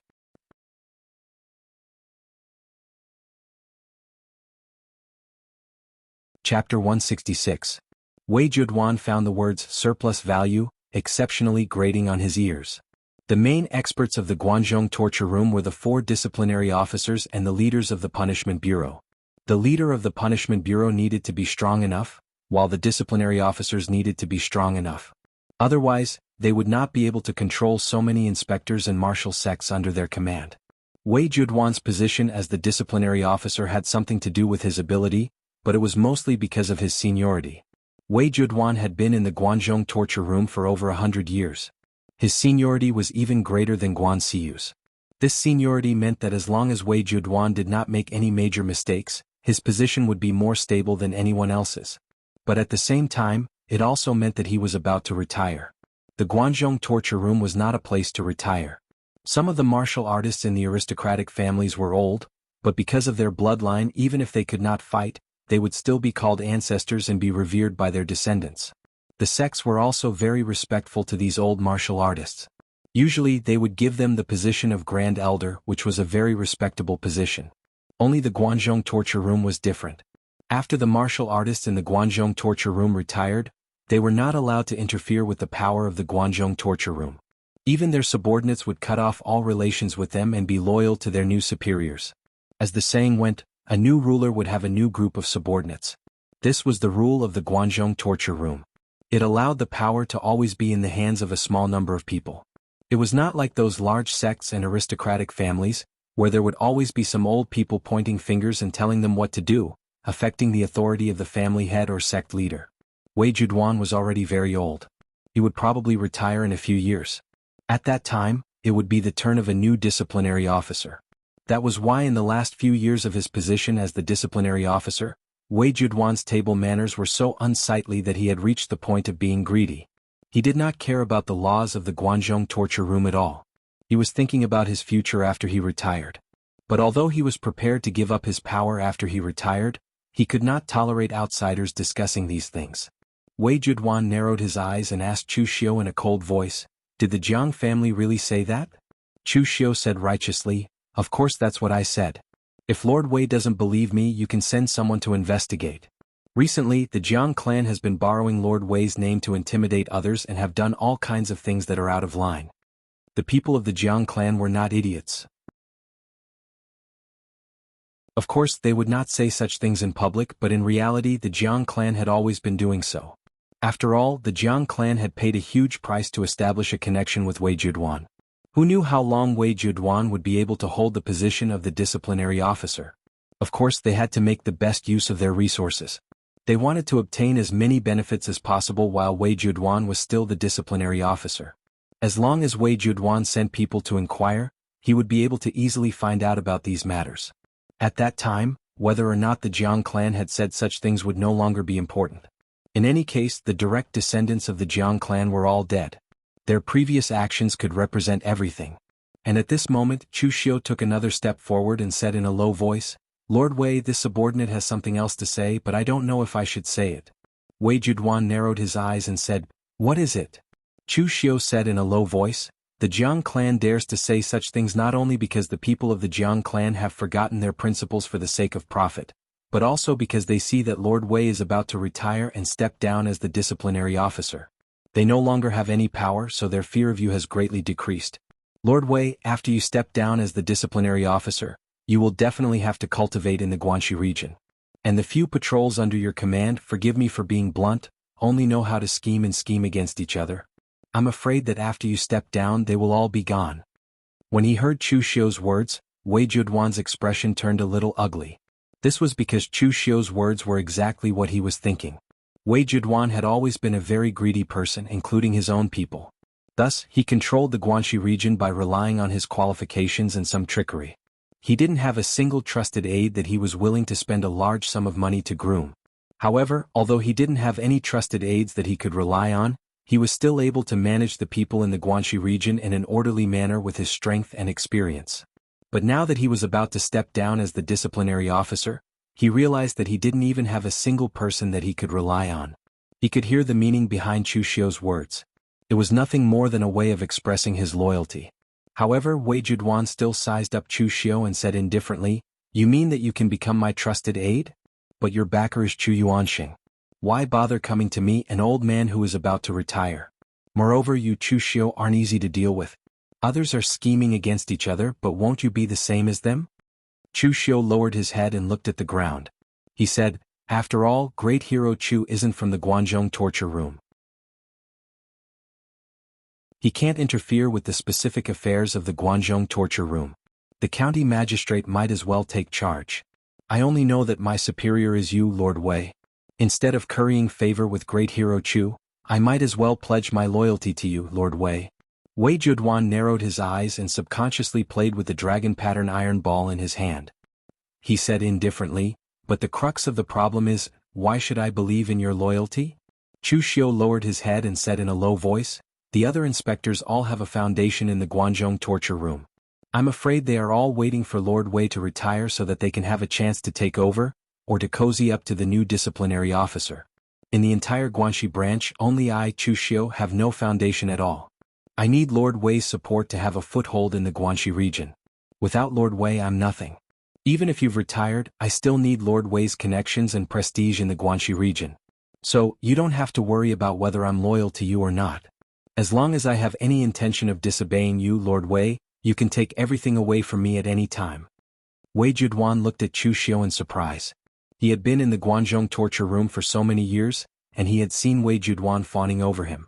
He had also seen Wei Juduan who feared him or expressed loyalty to him. The only person he had never seen before was someone like Chu Xiu. To show his loyalty, Chu Xiu would directly hand over his own weaknesses to him. However, this feeling was very good. Just as Chu Xiu had said, he had no foundation in the Guanxi region. Just like today's matter, Wei Juduan could deal with him or not. It all depended on his mood and attitude. Now that the other inspectors were fully fledged and had their own foundations, they were no longer someone an old man like him who was about to retire could casually deal with. So, as long as he accepted Chu Xiu's loyalty, it was equivalent to him gaining an inspector who was completely under his control. Wei Juduan put his dragon pattern iron ball on the table and said in a deep voice, "It's very simple for you to pledge loyalty to me, and it's also very simple for me to accept your loyalty. However, the crux of the problem is, what can I get from you and what can you get from me?" Chu Xiu said in a low voice, "What I want is only to obtain Milord's trust. Just like this time, as long as Milord can help me deal with the matters within the rules, then I will definitely bring Milord even more benefits. Half of the Jiang family's assets is just the beginning." Wei Juduan looked deeply at Chu Xiu and was silent for a long time. Finally he said, "I hope my choice is not wrong and you'd better not disappoint me." "Please rest assured, Lord. I will definitely not disappoint you." Chu Xiu lowered his head, a faint smile appearing at the corners of his mouth. He knew that Wei Juduan would definitely agree in the end because compared to what he needed Wei Juduan needed him more. For a torture master who was about to retire and lose some power, Wei Juduan had already given up on all the rules of the Guanzhong torture room. As long as it could bring him benefits, he would greedily swallow it up. Now that Chu Xiu could bring him benefits, he could not and would not refuse.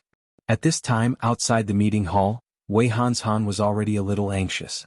Only the heavens knew what Chu Xiu had said to Wei Juduan and why the two of them had not come out after so long. At this time, Wei Juduan and Chu Xiu walked back into the meeting hall. Chu Xiu's face was expressionless, but Wei Hanshan was already a little anxious. The calmer Chu Xiu was, the more it showed that this matter would not develop in the direction he expected. As expected, Wei Juduan directly said to the crowd, "Chu Xiu, I have already asked about this matter. The Jiang family secretly smuggled contraband and violated the rules of the Guanzhong torture room. Furthermore, they used my name to commit crimes outside. They should be killed."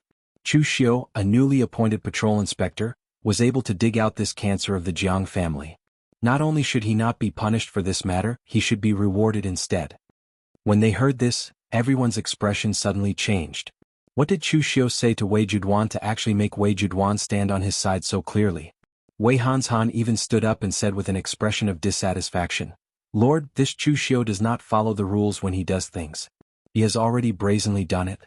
Is this still not a problem?" Wei Juduan's expression immediately darkened. He looked coldly at Wei Hanshan and said, "Are you teaching me how to do things? Do you need me to go talk to Master Guan and give up my position as torture officer to you right now?" When he heard this, Wei Hanshan could only sullenly sit back down and said in a muffled voice, "This subordinate does not dare." Wei Hanshan's connections in the Guanxi region could be said to be deep-rooted. Other than the Guanzhong torture room, he even had connections in the Guanzhong martial world. However, no matter how strong his connections were, Wei Juduan was still the Guanxi torture officer. He was someone who held great power. If he said something was right, even if it was wrong, it was still right. At least before Wei Juduan officially retired and relinquished his power, Wei Hanshan did not dare to directly confront Wei Juduan.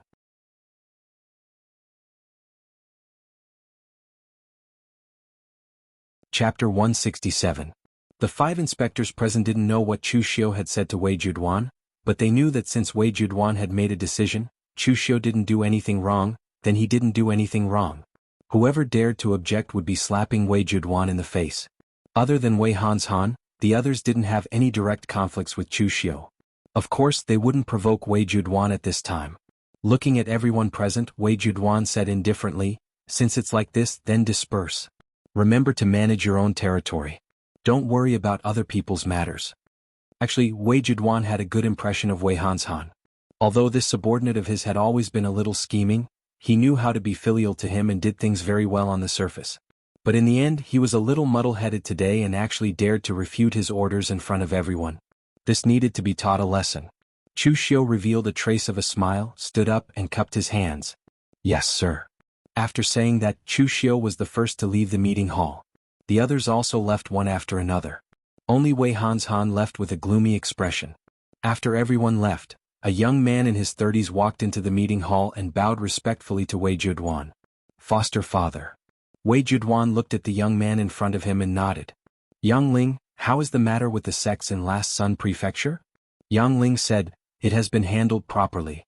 Those sects think that foster father is about to retire, so they have some ideas that they shouldn't have. This child has already brought people to teach them a lesson." Wei Juduan nodded and said, "That's right. Some people just need to be taught a lesson." Yang Ling paused and asked, "Foster father, I saw everything clearly just now. It was clearly Chu Xiu who broke the rules. Why are you still covering for him?" Wei Juduan glanced at him and revealed a faint smile. "What? Are you afraid that Chu Xiu will affect your position?" "I don't dare." Yang Ling quickly cupped his hands. Wei Juduan said indifferently, "You don't need to think too much. From now on Chu Xiu is my man. However, he won't affect your position. After all, Chu Xiu is just an outsider, but you are my adopted son who I have raised for more than 10 years. Due to the rules of the Guanzhong torture room, I can't help you get to a higher position for the time being. Even Master Guan's disciple, Yuqi, can only be an ordinary secret agent in the criminal division. Even if I wanted you to be an inspector, the rules wouldn't allow it. After I retire, I will support you to the position of patrol and let this Chu Xiu assist you. At that time, even if the new penal officer takes office, there will still be a place for you in Guanxi." Yang Ling immediately showed a grateful look and said, "Thank you, foster father." However, although Yang Ling expressed his gratitude, he was sneering in his heart. He had been at Wei Juduan's beck and call for more than 10 years. How could he not know what his foster father was like? He said he was worried about the rules of the Guanzhong torture room, but in reality he didn't want him to be in power. Yuqi was indeed an ordinary secret agent in the criminal division, but he acted on Guan Xiyu's warrant. His position in the criminal division was second only to the leaders. Yang Ling could only listen to Wei Juduan's orders. When Wei Juduan needed him, he could borrow Wei Juduan's power and strength. It was equivalent to being an errand boy for Wei Juduan. In the end, he had been running for more than 10 years. He had long been dissatisfied with this situation. However, other than being dissatisfied, he could only endure. He could only endure until Wei Juduan retired. Only then could he truly be in power. At this time, in Wei Hanshan's mansion in the Shangzhou prefecture, Wei Hanshan, who had returned to his mansion, was so angry that he smashed several cups. "Old fool, you're about to retire and leave, yet you're still playing this game with me." When he thought of Wei Juduan's attitude, Wei Hanshan was so angry that the roots of his teeth itched.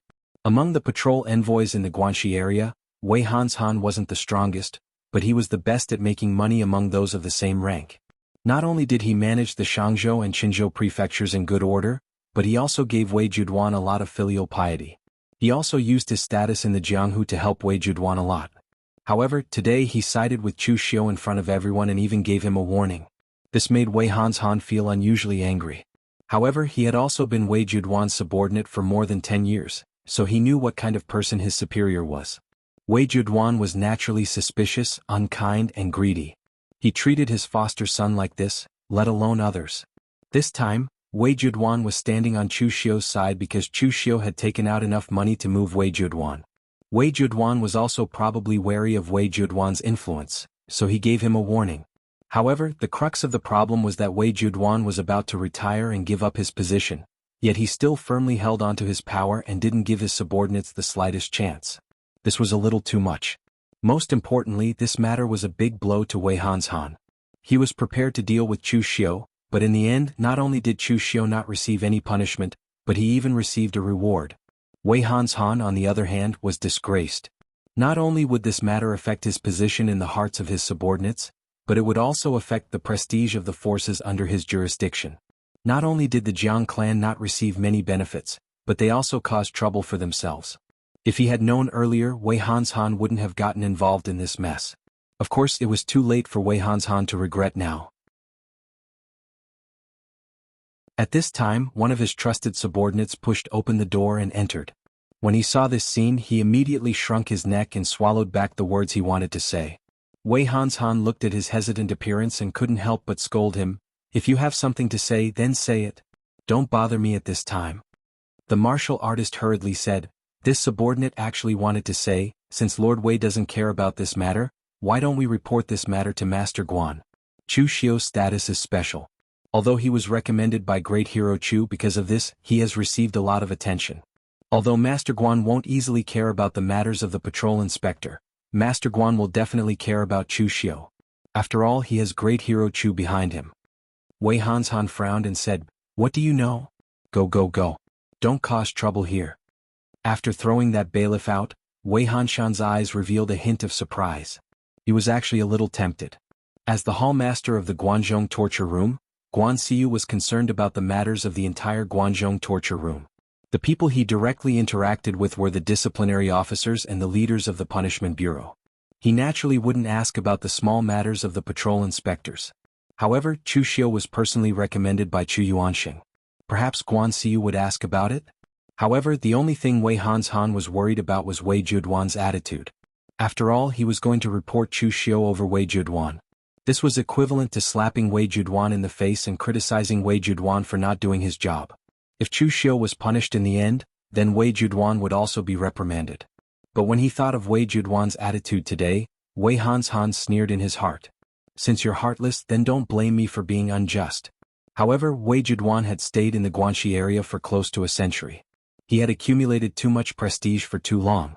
Wei Hanshan didn't dare to brazenly report Wei Juduan. Hence, Wei Hanshan planned to report this matter anonymously to the disciplinary hall's headquarters. He would first remove himself from the picture. Thinking up to this point, Wei Hanshan personally ordered a few of his trusted subordinates to secretly pass the message to the discipline hall headquarters. Several days later, inside the disciplinary hall's headquarters, Guan Xiu looked at the news that came from below. His eyes revealed a hint of surprise. Someone actually sent a report letter to him. This was really rare. This was something that had not happened for many years. Although the Guanzhong area wasn't small, it had a strict structure. Each level governed the next. It was very rare for this kind of situation of skipping a level to report happened. In the end, someone actually leaked the news to him. Clearly, there was a problem with the disciplinary hall's subordinates. They actually couldn't control their subordinates. Originally, this kind of matter that involved a low-level patrol inspector wouldn't be sent to Guan Xiu. If he had to manage everything, then wouldn't Guan Xiu be extremely busy? There were many people in the disciplinary hall's headquarters who were responsible for helping Guan Xiu deal with information and official documents.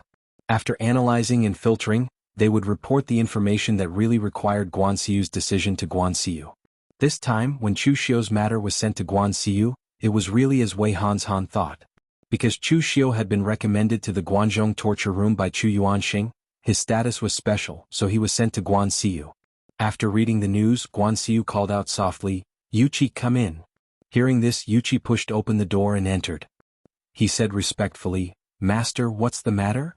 Guan Xiu handed the news to Yuqi and said, "What do you think of this news?" After Yuqi read the news, a strange look appeared in his eyes. Clearly, he hadn't expected that Chu Xiu would cause such a huge commotion the moment he took office. Furthermore, his actions were decisive and ruthless. He didn't seem like a martialist that Chu Yuanxing had recommended to the Guanzhong torture room. It looked like he had been wrong. Although Chu Xiu had been recommended to the Guanzhong torture room by Chu Yuanxing, he was definitely not the same kind of person as Chu Yuanxing. Yuqi put the news aside and raised his head to say to Guan Xiu, "Master, I'm afraid Wei Juduan is getting old. He can't even control his subordinates. I'm afraid we have to change the disciplinary hall's candidate." Guan Xiu asked for his opinion, but Yuqi didn't mention Chu Xiu at all. Instead, he directly talked about Wei Juduan. This made Guan Xiu reveal a satisfied expression.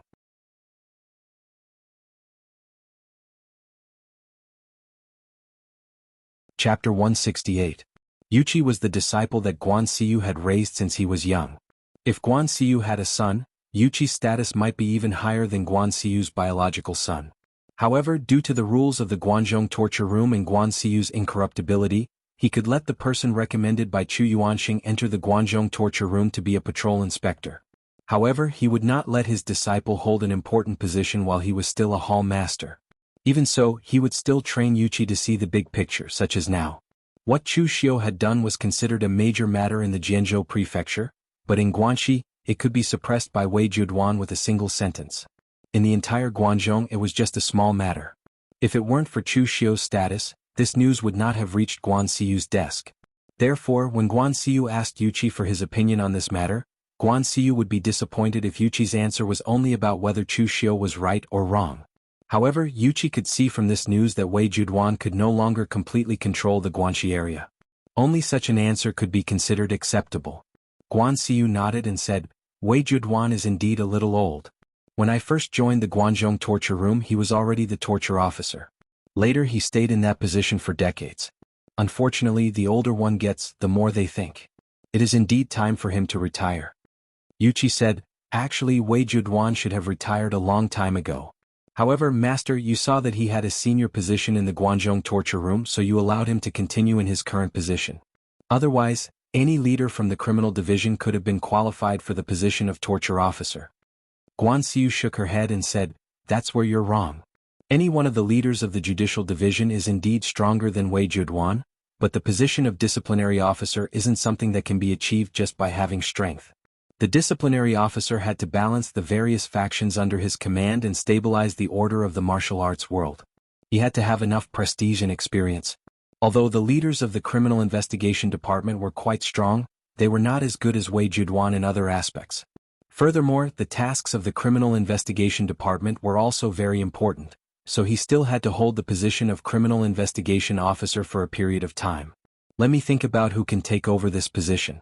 However, Wei Juduan had indeed slacked off during this period of time. He couldn't even control his own subordinates. Send this information to Wei Juduan. There's no need to tell him how it came about. Let him investigate it himself. If he doesn't even know who skipped a rank to report it, then he really doesn't need to be the Guanxi penal officer anymore. Yuqi nodded and said, "What about Chu Xiu?" Guan Xiu said indifferently, "I wasn't wrong. This Chu Xiu isn't someone who knows his place. Although he did save Chu Yuanxing, he definitely had the intention of demanding repayment. However, with his relationship with Chu Yuanxing here, I can't punish him directly. Go to Chu Xiu first and ask him one thing. Tell him that I want an explanation. If his explanation is reasonable and satisfies me, then this matter will be over. If he can't give me a reasonable explanation, then his position as a patrol inspector will be over. Just throw him into the criminal division as a low-level secret agent." "Yes, master."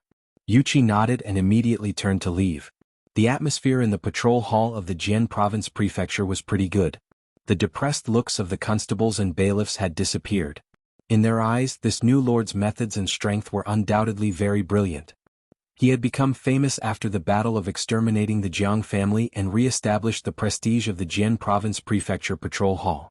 In the past, the martial arts factions that didn't take them seriously had taken the initiative to present gifts to them and befriend them. Furthermore, they could accept them openly and with a clear conscience. One had to know that when Fang Jinyuan was the patrol inspector, he was very strict with them.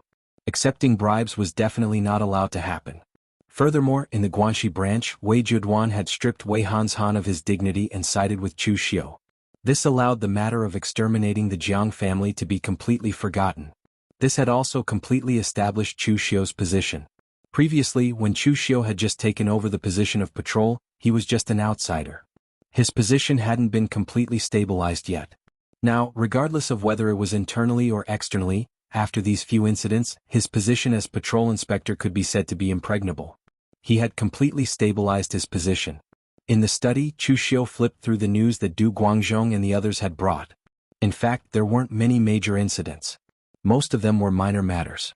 After all, the Jianzhou prefecture was only so big. There were a dozen or so small cities around it.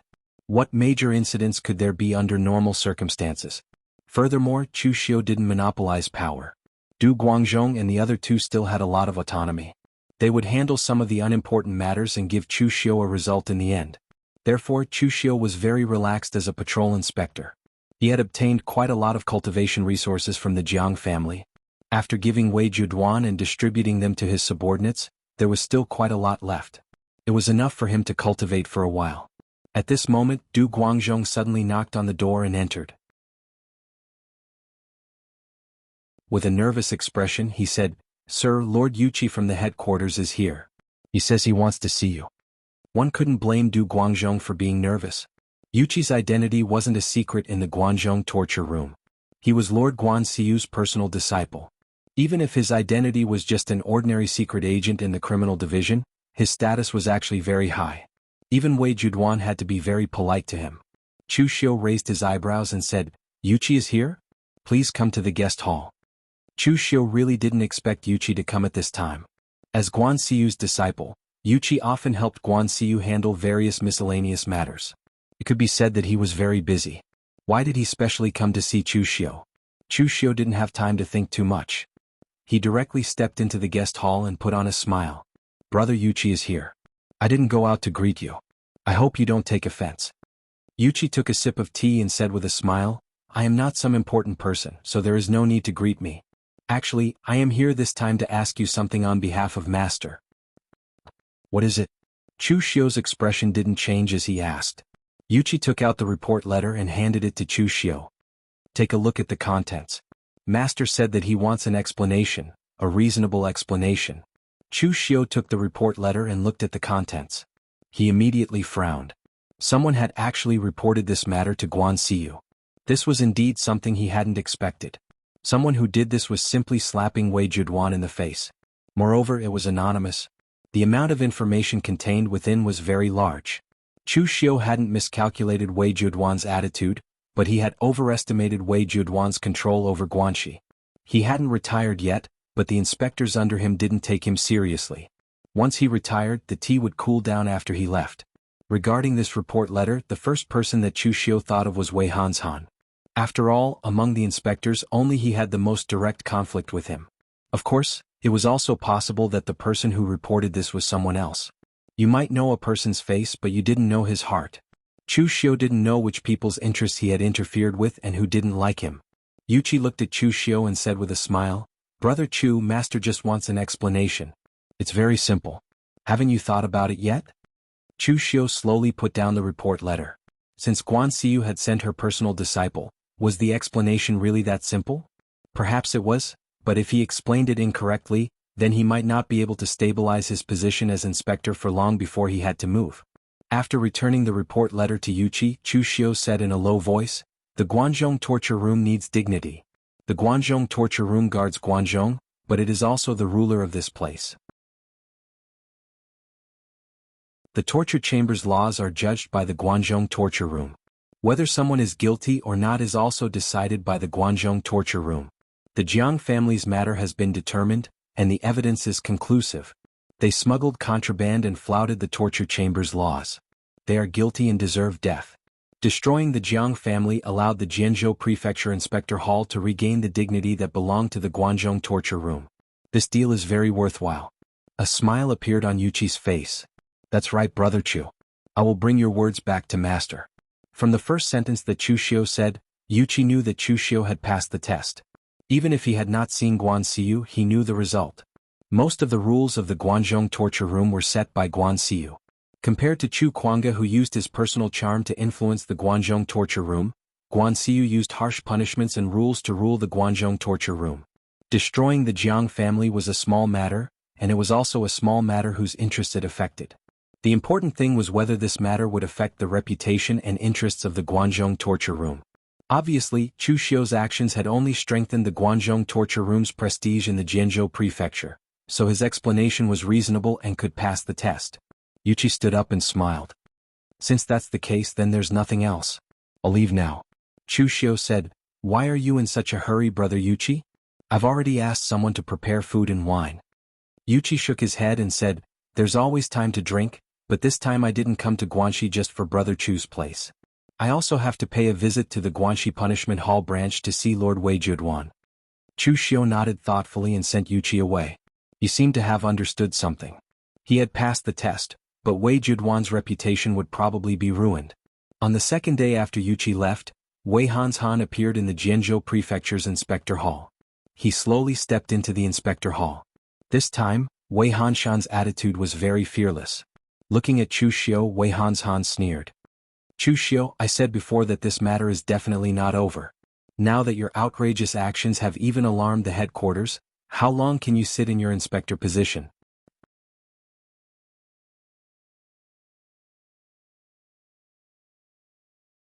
Chapter 169. Wei Hanshan's Shangzhou Prefecture was very close to Jianzhou Prefecture. Moreover, Yuchi did not hide his tracks when he came to Guanxi. Wei Hanshan received the news almost as soon as Yuchi arrived at Jianzhou Prefecture.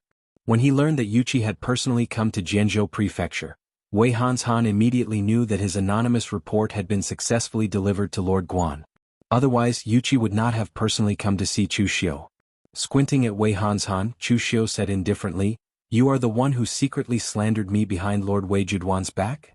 Wei Hanshan sneered, "What slander? I don't know anything, so don't accuse others. It's obviously your own misdeeds that caused such a big commotion. That's why the headquarters were alerted." Although he and Chu Xiu were the only two present, Du Guangzhong and the others had retreated because they didn't dare to interfere in the matters between the two Lord Patrol envoys. Wei Hanshan didn't dare to speak carelessly at this time.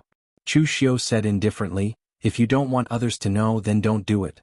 Wei Hanshan, it's only the two of us now. Is there any meaning in putting on an act here? Besides, what are you here for? Are you preparing to mock me?" Wei Hanshan leisurely sat in front of Chu Xiu and said indifferently, "Of course I'm not that bored. I'm only here to discuss a deal with you." "What deal?" Wei Hanshan said, "Chu Xiu, the trouble you caused this time has already reached the main hall. Not only will you lose your position as inspector, you may even be punished by the torture chamber. Lord Guan has always been impartial. Even if you were recommended to the Guanzhong torture room by Hero Chu Yuanxing, it is useless. I heard that you destroyed the Jiang family and obtained many things from them. You should know that if you didn't secretly cause trouble, the Jiang family was prepared to give me these things as a show of filial piety. So, if you're willing to be tactful and hand over all these things to me, I can still help you. Can you help me block the investigation from the higher-ups and keep my position?" Chu Xiu asked expressionlessly. Wei Hanshan sneered, "You're dreaming? Who can stop the people from the main hall? However, my Shangzhou prefecture is adjacent to your Jianzhou prefecture. If the main hall sends someone down to investigate, someone will definitely ask me. The only thing I can do to help you is not to add insult to injury. Otherwise, if I say a few bad things about you, you know the consequences. You might even be severely punished by the main hall." When Chu Xiu heard this, he immediately sneered and said, "Wei Hanshan, you should be the one dreaming.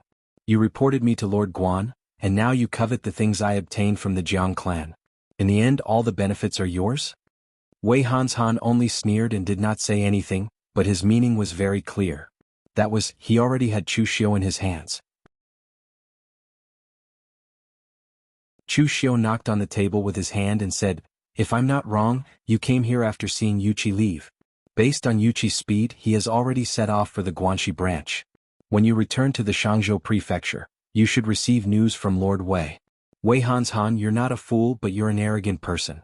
The Guanzhong Torture Hall has its own rules, and the Guanxi region also has its own rules.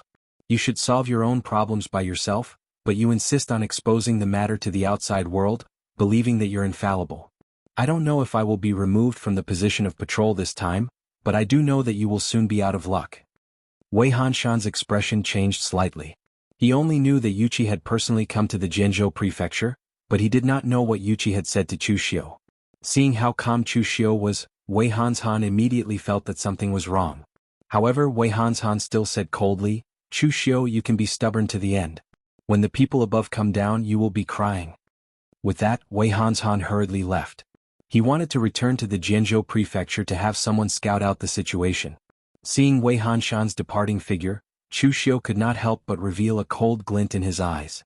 His foundation in Guanzhong was still shallow, and it could be said that he had just established himself. Therefore, other than his own territory, Chu Xiu really did not plan to incur grudges with others. Unfortunately, even if he did not make things difficult for others, others still insisted on making things difficult for him. Since Wei Hanshan wanted to be his enemy, there would definitely be no lack of open and covert means in the future. After all, in Guanxi, Wei Hanshan's foundation, strength, and territory were all greater than Chu Xiu's. Of course, Wei Hanshan still had a problem to overcome, and that was Wei Juduan's anger. When Wei Hanshan returned to the Shangzhou prefecture, Yuqi also arrived at the Guanxi Punishment Hall branch. After seeing Wei Juduan, Yuqi smiled and cupped his hands. "Lord Wei, the Guanxi region hasn't been very peaceful recently. Someone has already reported this to Master. However, Master said that the Guanxi region's matters should be resolved by the Guanxi region itself. If Lord Wei can't resolve it, then the disciplinary hall headquarters will intervene." With that, Yuqi handed the secret letter to Wei Juduan. After reading the contents, Wei Juduan's expression immediately turned gloomy. "Don't worry, I will resolve this matter. I will not trouble Master Guan anymore, and this kind of thing will definitely not happen again in the future." Yuqi smiled. "That's good. I will go back and report to Master now." After Yuqi left, Wei Juduan angrily threw the dragon pattern iron ball in his hand to the ground, immediately blasting out a large pit several meters wide. "Get Wei Hanshan over here." Wei Juduan had no proof that this anonymous letter was written by Wei Hanshan. However, as the Guanxi Punishment Hall's disciplinary officer, did he need proof to deal with this kind of matter? Last time he had accepted Chu Xiu's bribe, accepted Chu Xiu's loyalty, and stood on his side. In the blink of an eye, someone had reported this matter to the Punishment Hall headquarters. Who would believe that it was not Wei Hanshan who did it? Besides, even if this matter was really not Wei Hanshan's doing, it didn't matter. Wei Juduan just wanted to find someone to vent his anger on. Even if he found the wrong person, it was enough to give the other inspectors a warning. He wanted them to see the consequences of secretly playing dirty tricks. At this time, Wei Hanshan had just returned to the Shang Prefecture's Inspector Hall. He was about to send someone to inquire about the news when he heard his subordinate report that Wei Juduan wanted him to go to the Guanxi branch. When he heard this news, Wei Hanshan's heart suddenly skipped a beat. He immediately went to the Guanxi branch.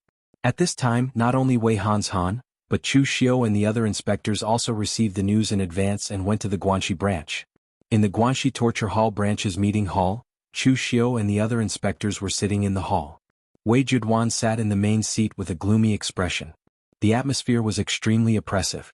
When Wei Hanshan stepped into the meeting hall and felt the atmosphere, he secretly cursed in his heart. The current scene was similar to when Wei Juduan had interrogated Chu Xiu, except that the person being interrogated was him. Wei Hanshan was about to say something when he heard Wei Juduan say in a chilly tone, "I had already made up my mind about the Jiang clan's extermination. If you were dissatisfied you could have told me. But in the end you went to the main hall to complain behind my back. Do you still have me, the punishment hall, in your eyes? Or is it that the vast Guanxi branch can no longer contain you?" Wei Hanshan hurriedly said, "Sir, you've wronged me. I really didn't do anything." Wei Juduan sneered, "Who else could it be if not you? Very well, tell me. Tell me and confront me in court." Wei Hanshan was about to say something, but he immediately swallowed his words. What was he supposed to say? None of the inspectors in the Guanxi branch were people to be trifled with. If he were to randomly accuse others he would be courting death. Can't say it? Wei Juduan's expression turned cold, and a powerful aura suddenly erupted from his body. A faint golden gang qi condensed in the meeting hall and pressed down on Wei Hanshan with the weight of Mount Tai. The bluestone tiles on the ground cracked under this powerful pressure, and the cracks extended to Wei Hanshan's feet in a straight line. The powerful pressure immediately caused Wei Hanshan's face to turn red, and his body involuntarily fell to his knees with a thud.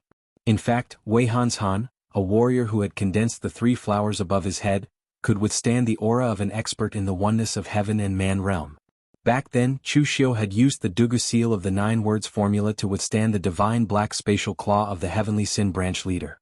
Now, even if Wei Hanshan did not have a defensive secret technique like the Dugu seal, he could still withstand it. However, he did not dare to do so. Wei Juduan was currently in a fit of anger. The more he resisted, the more Wei Juduan would be enraged. Even Wei Hanshan himself did not understand why Wei Juduan was so sure that he was the one who did it without any evidence. Wei Juduan was even so angry and sensitive. Wei Juduan said coldly, "I know what you are thinking. You think that I am old and about to retire, so you no longer care about me and can do whatever you want. But in the Guanxi branch, as long as Lord Guan's order does not come, I will still be the penal officer of the Guanxi branch." When Wei Juduan said this, he not only exerted his powerful aura on Wei Hanshan, but also looked at the other inspectors, including Chu Xiu, who had just chosen to be loyal to him. On the surface, his actions seemed to be punishing Wei Hanshan, but he was secretly warning the other patrol envoys. He was telling them that as long as he was still the disciplinary officer, he would have the final say in the Guanxi region. "We dare not."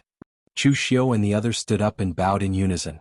Wei Juduan only retracted his aura when he heard this. He said coldly, "You should know whether you dare or not, so I won't say more. Wei Hanshan, seeing that you have been with me for many years, I will not deprive you of your inspector position this time. However, I will punish you a little to prevent you from committing a serious crime. You are in charge of 2 prefectures, so from now on, the Qin province will be managed by Jiang Taoran." As soon as he said this, everyone present immediately looked at Jiang Taoran, who had been silent all this while, with astonished gazes.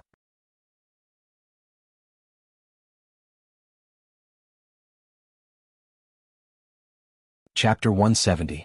To be able to become an inspector in the Guanzhong torture room, as long as they could hold this position for more than 10 years, they were basically not simple characters. Right now, Chu Xiu had this kind of feeling.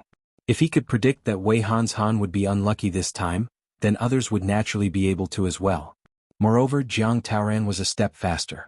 He must have made some kind of deal with Wei Juduan first, which allowed him to snatch the Qinzhou prefecture from Wei Hanshan's hands. When Chu Xiu and Wei Hanshan had a conflict, Jiang Taoran had pretended to be a peacemaker. In fact, he was just looking for an opportunity to profit from the conflict. Now he had finally found this opportunity. However, Chu Xiu didn't mind it too much, because he had never thought of expanding his forces at all. He had just arrived and became an inspector at the physical invulnerability realm. This was already eye-catching enough. If he had 2 prefectures under his command, then he would become the target of public criticism. Wei Hanshan knelt on the ground and looked gloomily at the smiling and harmless Jiang Taoran. He also looked at Chu Xiu, who was sitting at the side and looking like he was watching the show. Wei Hanshan was so angry that the roots of his teeth itched. Of course, he hated Wei Juduan even more in his heart.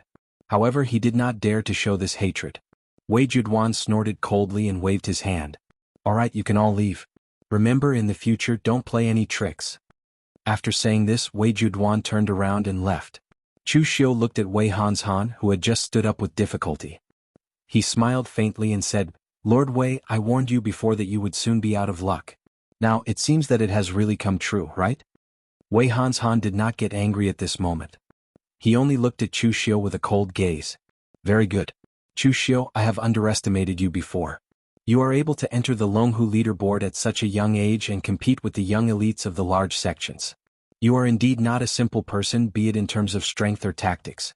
I was reckless this round and I lost. But don't forget what I said before. This matter is definitely not over.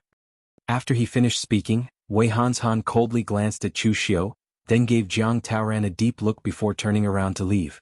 Chu Xiu also followed him out of the door without a care. The remaining 4 inspectors exchanged glances with each other. Their eyes were filled with confusion. In the future they wouldn't have to look at Chu Xiu the same way they used to look at him. Although he was young, his methods and strength weren't immature. Even Wei Hanshan was played around with by him. He already had the qualifications to be on equal footing with them. After returning to the Jianzhou Prefecture Inspector Hall, Chu Xiu immediately began to cultivate in seclusion with peace of mind. It wasn't until now that his troubles were truly resolved. He had secured the position of inspector. In the outside world, Wei Hanshan had suffered a great loss, so he probably wouldn't be in the mood to cause trouble for him for the time being. After stepping into the physical invulnerability realm, other than a period of seclusion in the dense forest of Shangmang Mountain, Chu Xiu basically spent the rest of his time scheming against the group of people in the Guanzhong torture room. He didn't have much time to cultivate. There was a small bottleneck between the physical invulnerability realm and the 3 flowers at once prominence realm. Not only did it require accumulation, but it also required enlightenment. One's essence, qi, and spirit had to be unified to reach the peak and condense the 3 flowers above the head. Only then could one truly be considered to have reached the 3 flowers at once prominence realm. Although Chu Xiu's combat strength was very strong at the moment, and he could even fight with Wei Hanshan, who had already reached the 3 flowers at once prominence realm, Chu Xiu actually hadn't reached the threshold of this realm. The reason he was able to fight with Wei Hanshan was entirely because of his strong foundation and amazing explosive power. In terms of realms, if they were to fight to the extreme, Chu Xiu's foundation was actually still inferior to Wei Hanshan's. After all, there was a difference of 1 realm between the two, and it was a small realm like the 3 flowers at once prominence, which could be considered a bottleneck. As for the Jiang clan's ancestor who had been killed by Chu Xiu, he was on the brink of death and couldn't be taken out to be a battle achievement. Killing an old man on the brink of death wasn't something worth bragging about. A month later, in the middle of the night, while Chu Xiu was in seclusion in the inspector hall, a subtle movement suddenly came from the hall. This caused Chu Xiu, who was in seclusion, to suddenly open his eyes. He wasn't in seclusion for life and death. He was only accumulating his true qi and comprehending martial arts, so his perception was still there. When he heard that someone had sneaked into the inspector hall, Chu Xiu immediately frowned. It was true that the land of Guanzhong was a mix of good and bad people, but the Guanzhong torture room had absolute strength and prestige. Usually, some villains and thieves would avoid the Guanzhong torture room. At least, Chu Xiu had never heard of anyone daring to directly attack the Guanzhong torture room. Moreover, the strength of the Jianzhou Prefecture's inspector hall wasn't weak. There were dozens of constables and constables guarding the place. Qin Fang and Lu Qingli weren't in the hall, but Du Guangzhong was. Now that this person was able to hide from the movements of so many people and sneak near him, it was obvious that he was not weak. Chu Xiu quietly pushed open the door of the seclusion room and quickly formed a seal with both hands. Formation formula, internal binding seal. Scamper the world, let me move freely. In an instant, Chu Xiu's speed exploded to the extreme. In an instant he appeared in front of a black shadow. The red sleeve saber suddenly slashed out, and the biting cold blood refined divine gang fell with a ferocious crimson color. The speed was extremely fast. However, the black shadow's figure was even more elusive. Its speed was not much slower than Chu Xiu's internal binding seal. As the figure floated, it was like a willow leaf dancing in the wind, easily dodging Chu Xiu's saber.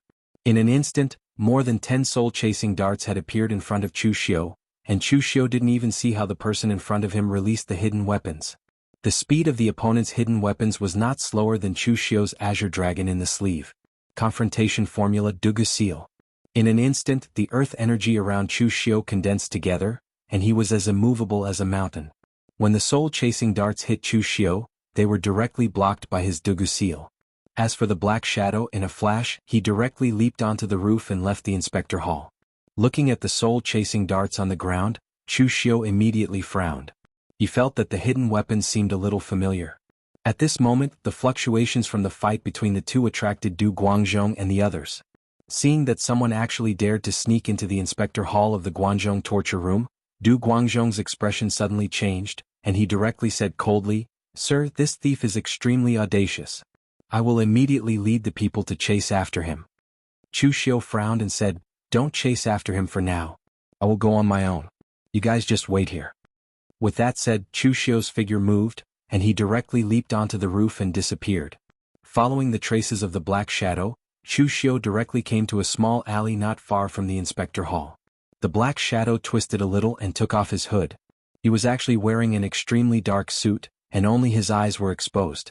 His figure simply seemed to have blended into the night. "Brother Chu, long time no see. Perhaps I should call you Inspector Official Chu now." The Black Shadow's face carried a trace of a faint lazy smile.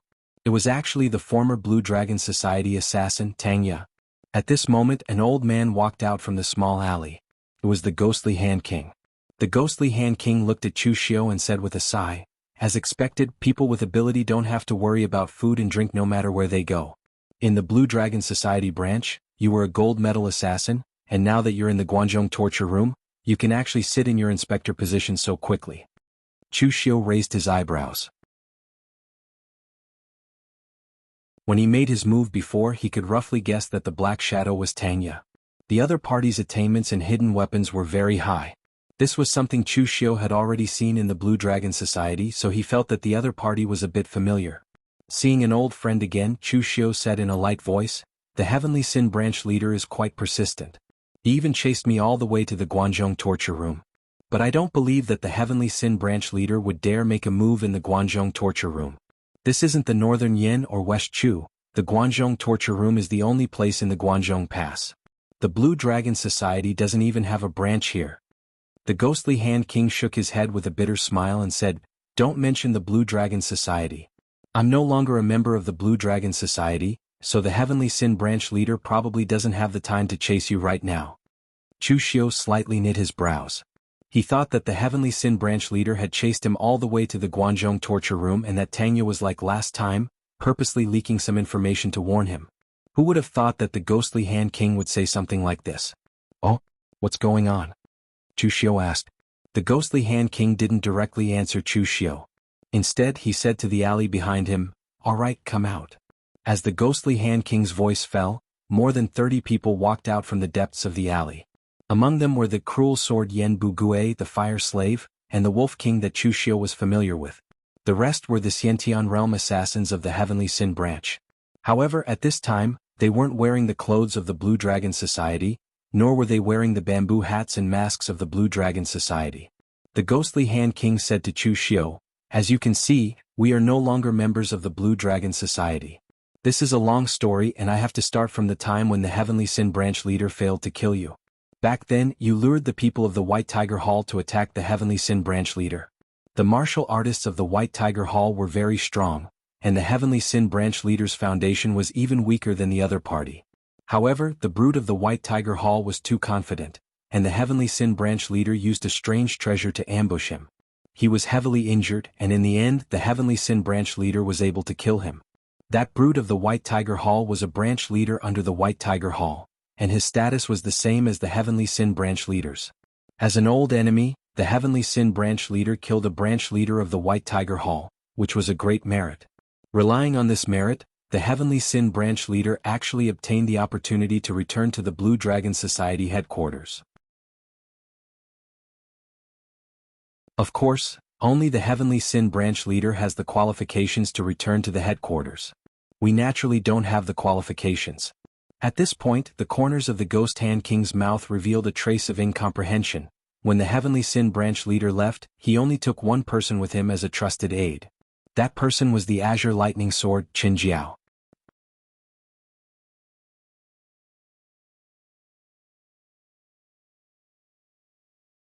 Chapter 171. Chu Xiu was rather astonished that the Heavenly Sin Branch Lord was able to kill the Branch Lord of the White Tiger Hall. According to Chu Xiu's expectations, Both sides should have been heavily injured, or the Heavenly Sin Branch leader would have retreated. He didn't expect that the Heavenly Sin Branch leader, who was at a disadvantage in terms of cultivation, would be able to kill the White Tiger Branch leader. Judging from the Ghost Hand King's tone, he seemed to be disdainful of the Heavenly Sin Branch leader's decision to bring Qin Jiao to the headquarters. However, Chu Xiu felt that it was normal. There were many capable people in the Heavenly Sin Branch leader. The Heavenly Sin Branch leader could casually pick someone to be his confidant, and they would all be stronger than Qin Jiao, who was good at bootlicking. However, although these people were strong, they really weren't suitable to be confidants. Yan Bugui was cold and unsociable, and Tang Ye's personality was hard to fathom. Moreover, when the Heavenly Sin Branch leader wanted to find someone to attract attention as a chess piece, he chose Chu Xiu and Tang Ye. Although the Heavenly Sin Branch leader chose Chu Xiu in the end, he also listed Tang Ye as one of his targets. Tang Ye's heart was probably already cracked. As for the Ghost Hand King and the others, they were either too slippery or not strong enough, so Qin Jiao was really a good choice. Of course, Qin Jiao was also good at bootlicking. Chu Xiu looked at the Ghost Hand King and the others and frowned. If the Heavenly Sin Branch leader went to the headquarters, then he went to the headquarters. Why did you guys leave the Blue Dragon Society? There's only one Heavenly Sin Branch in East Yen. Although the Heavenly Sin Branch leader is a little weak, he still managed to set up the framework of the Heavenly Sin Branch.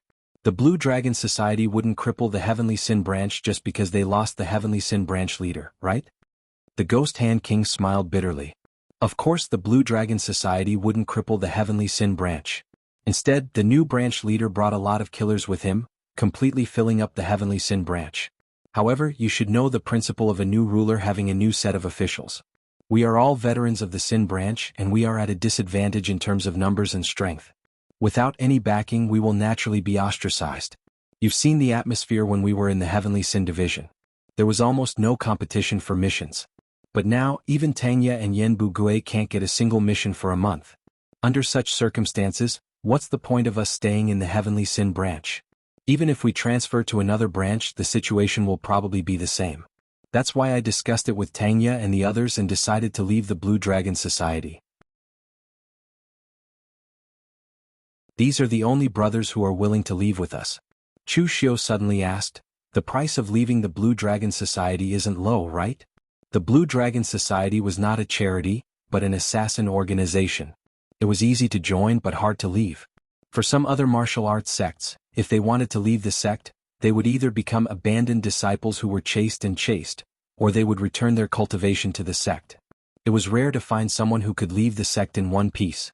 This was the case for normal martial arts sects, not to mention the Azure Dragon Society, which was evil. The Ghost Hand King was silent for a moment before saying, "We are not considered important members of the Blue Dragon Society. Moreover, the new branch leader doesn't like us and wants to kick us out, so he didn't make things too difficult for us. But even so, we all took the initiative to swallow the goo worms and swore a heart demon oath not to reveal any information or secrets about the Blue Dragon Society. Furthermore, we had to fork out almost a third of our mission rewards over the years before the branch allowed us to leave safely." Hearing the Ghost Hand King say this, Chu Xiu was a little surprised. The price they paid was really not small. Not to mention 1/3 of all the mission rewards, the Ghost Hand King and the others had to bleed a lot. Also, the goo worms were strange existences from Miaojiang. After making a heart demon oath, as long as one violated the oath, the goo worms would devour their heart and kill them. It was very vicious.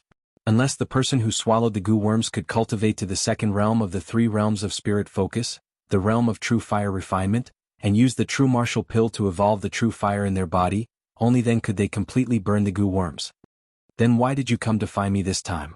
Chu Xiu seemed to have faintly guessed the reason why the Ghost Hand King and the others came to find him. Hearing Chu Xiu's question, the Ghost Hand King's expression turned serious and he said, "We joined the Blue Dragon Society for many years. Now that we have left the Blue Dragon Society, we don't want to go to the underworld to mess around. We assassins from the Blue Dragon Society are absolutely top-notch when it comes to killing people. However, because we have to carry out missions all year round, we don't have much time to cultivate in seclusion, so our cultivation speed is a bit slow. This time, after leaving the Blue Dragon Society, all we want is a stable place to stay. Official Chu, you and we are old friends. In the past, even if we participated in the pursuit of you, it was because we had no other choice. We can also see Division Leader Heavenly Sin's character. To be honest, this time we actually came to seek shelter from you." We don't have the ability official Chu, you can directly join the Guanzhong torture room and become patrol agents, so as long as you give us the status of some ordinary constable or bailiff, we will be satisfied. We are all acquaintances, I believe official Chu understands our strength. We don't dare to say that we are stronger than the warriors from the Guanzhong torture room, but at least we won't be a burden to you. This was a decision that the Ghost Hand King and the others made after thinking for a long time after leaving the Blue Dragon Society. They were all elite assassins of the Blue Dragon Society. To be a bit arrogant, the Ghost Hand King and the others were a bit proud. After being assassins for so many years, they couldn't say that they were the best among warriors of the same rank, but at least there were few who could match them. Therefore, after leaving the Blue Dragon Society, they thought of many places to go, but either they didn't like people, or people didn't like them because of their background. As for going their separate ways and becoming rogue warriors in the pugilistic world, they weren't willing to do so casually. At this time, they occasionally heard some traveling merchants talking about the tragedy of the Jiang family in the Guangxi Zhenzhou prefecture being annihilated. They were all condemning the new patrol agent Chu Xiu for his ruthlessness and tyranny, saying that the Zhenzhou prefecture would have a hard time in the future and so on. When the Ghost Hand King and the others heard this, they immediately went to ask around and found out that the new patrol agent Chu Xiu they were talking about was actually their former colleague from the Blue Dragon Society. When they first heard this news, the Ghost Hand King and the others couldn't help but be stunned. Even now, they still couldn't figure out Chu Xiu's identity. This guy went from an assassin of the Blue Dragon Society to a member of the Dragon Riders Imperial Army of Eastern Qi. The Ghost Hand King and the others thought that he had returned to Eastern Qi, but in the blink of an eye, he became the patrol agent of the Guanzhong torture room. What was going on? However, after understanding the power and status of the patrol agent, the Ghost Hand King had an idea, and that was to rely on Chu Xiu and join the Guanzhong torture room. This wasn't a whim of the Ghost Hand King, but a decision he made after thinking about it for a long time.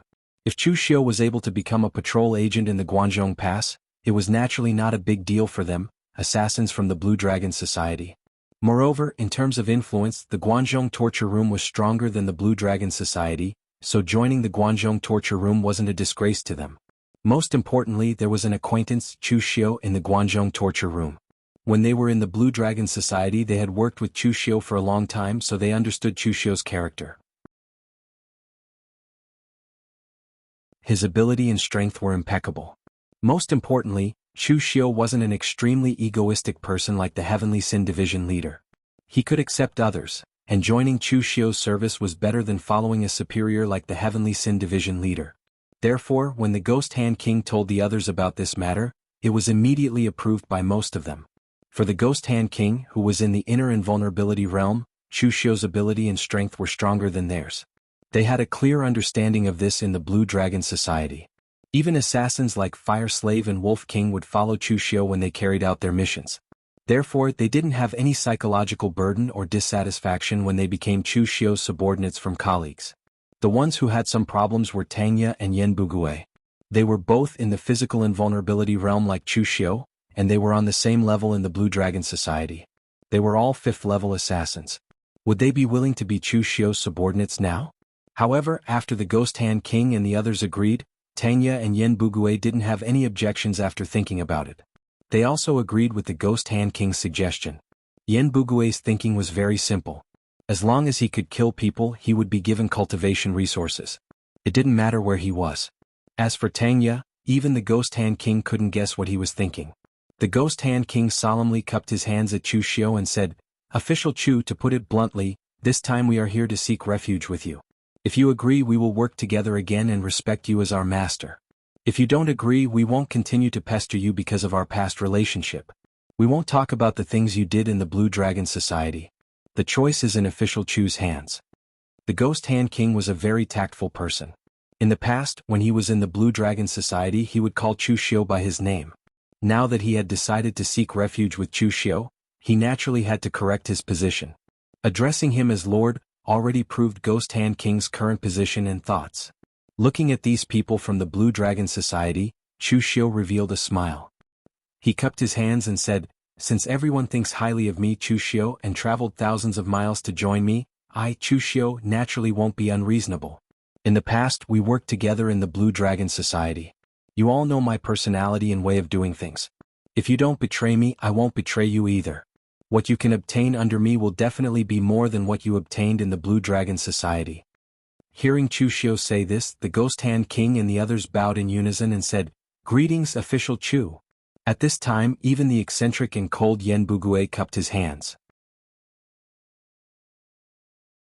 He didn't say anything, but this was enough to show his attitude.